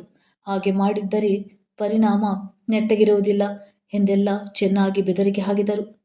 ಅವರು ನನ್ನನ್ನು ನಿನ್ನಿಂದ ದೂರ ಮಾಡಿ ಬೇಗ ನಿನಗೆ ಮದುವೆ ಮಾಡಿ ಬಿಡಬೇಕು ಅಂತ ಅಂದುಕೊಂಡಿದ್ದರು. ಈಗ ನೀನೇ ಹೇಳು ಯಾಮಿನಿ, ಅಂಥ ಪರಿಸ್ಥಿತಿಯಲ್ಲಿ ನಾನು ಏನು ಮಾಡಬೇಕಿತ್ತು? ನಿಮ್ಮ ತಂದೆ ಪೊಲೀಸ್ ಇಲಾಖೆಯವರು. ಅಂಥವರನ್ನು ಎದುರಿಸುವ ಸಾಮರ್ಥ್ಯ ಆಗ ನನಗಿರಲಿಲ್ಲ. ನನ್ನಿಂದ ನಿನಗೆ ಏನೂ ತೊಂದರೆ ಆಗಬಾರದು ಅನ್ನೋದಕ್ಕೋಸ್ಕರ ನಿನ್ನಿಂದ ನಾನು ದೂರ ಹೋಗಬೇಕಾಯಿತು. ಅದಲ್ಲದೆ ನನಗೆ ಬೇರೆ ದಾರಿಯೇ ಇರಲಿಲ್ಲ. ಅದಕ್ಕೆ ನಾನು ನನ್ನ ಸಿಮ್ ಕಾರ್ಡನ್ನು ಮುರಿದು ಎಸೆದೆ. ಎದೆಯನ್ನು ಕಲ್ಲು ಮಾಡಿಕೊಂಡು ಆ ಊರನ್ನೇ ಬಿಟ್ಟು ಬಿಟ್ಟೆ. ನಂತರ ಸ್ಪರ್ಧಾತ್ಮಕ ಪರೀಕ್ಷೆಗಳಲ್ಲಿ ತೇರ್ಗಡೆ ಹೊಂದಿ ಅಸಿಸ್ಟೆಂಟ್ ಕಮಿಷನರ್ ಸ್ಥಾನಕ್ಕೆ ಆರಿಸಲ್ಪಟ್ಟೆ. ಅಂತಹ ಉತ್ತಮ ಉದ್ಯೋಗ ದೊರೆತರೂ ನೀನಿಲ್ಲದ ನೋವು ಸದಾ ನನ್ನನ್ನು ಕೊರೆಯುತ್ತಿತ್ತು. ಸದಾ ನಿನ್ನ ನೆನಪು ಕಾಡುತ್ತಿತ್ತು. ಆದರೆ ನಿನಗೆ ಮದುವೆಯಾಗಿರಬಹುದೆಂದು ನೋವನ್ನು ತಡೆಯಲು ಪ್ರಯತ್ನಿಸುತ್ತಿದ್ದೆ. ಆದರೂ ನನಗೆ ನೀನು ನನ್ನವಳೆ ಎಂದೇ ಅನಿಸುತ್ತಿತ್ತು. ಅದಕ್ಕಾಗಿ ನಿಮ್ಮ ಮನೆಗೆ ಹೋಗಿದ್ದೆ. ಆದರೆ ನೀವೆಲ್ಲ ಬೇರೆ ಊರಿಗೆ ಹೋಗಿಬಿಟ್ಟಿದ್ದೀರಿ. ನಿಮ್ಮನ್ನೆಲ್ಲ ಹುಡುಕುವ ಪ್ರಯತ್ನ ಮಾಡಿದರೂ ಅದು ಫಲಿಸಲಿಲ್ಲ. ಕಡೆಗೆ ಚಿಕ್ಕಪ್ಪನ ಒತ್ತಾಯಕ್ಕೆ ಮಣಿದು ಅವರ ಮಾತಿಗೆ ಒಪ್ಪಿದೆ. ಹಾಗಾಗಿ ನಾನು ಹಿಂದೆ ಇಲ್ಲಿಗೆ ಬಂದಿದ್ದೇನೆ. ದೇವರ ದಯೆಯಿಂದ ನೀನು ನನಗೆ ಸಿಕ್ಕಿದ್ಯಾ. ಇನ್ನು ಯಾರು ನಮ್ಮನ್ನು ಬೇರೆ ಮಾಡಲಾರರು. ನೀನು ತಲೆಸುತ್ತಿ ಬಿದ್ದಾಗಲೇ ನೀನು ಇನ್ನೂ ನನ್ನ ನೆನಪಿನಲ್ಲಿಯೇ ಕೊರಗುತ್ತಿರುವೆ ಎಂದು ತಿಳಿದು ಹೋಯಿತು. ಆಗ ನಿಮ್ಮ ತಂದೆ ತಾಯಿಯವರಿಗೆ ನಡೆದ ವಿಷಯವನ್ನೆಲ್ಲ ತಿಳಿಸಿದೆ. ಅವರ ಆಸೆಯಂತೆ ನಿನ್ನ ತಂಟೆಗೆ ಬರದೆ ಪ್ರಾಮಾಣಿಕನಾಗಿದ್ದೆ. ನನ್ನನ್ನು ನಿನ್ನ ಪ್ರೇಮವೇ ಹೀಗೆ ನನ್ನನ್ನು ಸ್ಪಂದಿಸುವಂತೆ ಮಾಡಿತು ಎಂಬುದನ್ನು ಅವರು ಒಪ್ಪಿಕೊಂಡರು. ಸಂಧ್ಯಾ ಆಂಟಿ ಮನೆಯವರಿಗೂ ವಿಷಯ ಅರ್ಥವಾಯಿತು. ಆ ಹುಡುಗಿ ತನಗೆ ಈ ಮದುವೆ ಬೇಡವೆಂದಳು. ನಿಮ್ಮ ತಾಯಿ ತಂದೆಯರ ಒಪ್ಪಿಗೆಯಿಂದಲೇ ನಾನೀಗ ಮದುವೆ ಆಗುತ್ತಿದ್ದೇನೆ. ರೋಹಿತ್ ಪ್ರೀತಿಯಿಂದ ಆನಂದ ಬಾಷ್ಪ ಸುರಿಸಿದ. ರೋಹಿತ್ನ ಬಾಯಿಂದ ಸತ್ಯ ಸಂಗತಿಯನ್ನು ಕೇಳಿ ಯಾಮಿನಿಯ ಮನಸ್ಸು ಹಗುರವಾಯಿತು. ನಿಜವಾದ ಪ್ರೀತಿ ಅಮರ ಎಂದು ಮನದಟ್ಟಾಯಿತು. ತನ್ನ ತಂದೆ ರೋಹಿತ್ನನ್ನು ಬೆದರಿಸಿ ಬಂದಿದ್ದರು ಎಂದು ಕೇಳಿ ಅವಳಿಗೆ ಅಚ್ಚರಿಯಾಯಿತು. ಇಷ್ಟೆಲ್ಲ ವಿಷಯ ತಿಳಿದ ಮೇಲೆ ನನ್ನ ರೋಹಿತ್ ವಿಶ್ವಾಸ ದ್ರೋಹಿಯಲ್ಲ ಎಂದು ಖಾತ್ರಿಯಾಗಿ ಅವನ ಬಗ್ಗೆ ಹೆಮ್ಮೆ ಮೂಡಿತು. ಧನ್ಯವಾದಗಳು ಸ್ನೇಹಿತರೆ, ವಿಡಿಯೋ ವೀಕ್ಷಿಸಿದ್ದಕ್ಕಾಗಿ.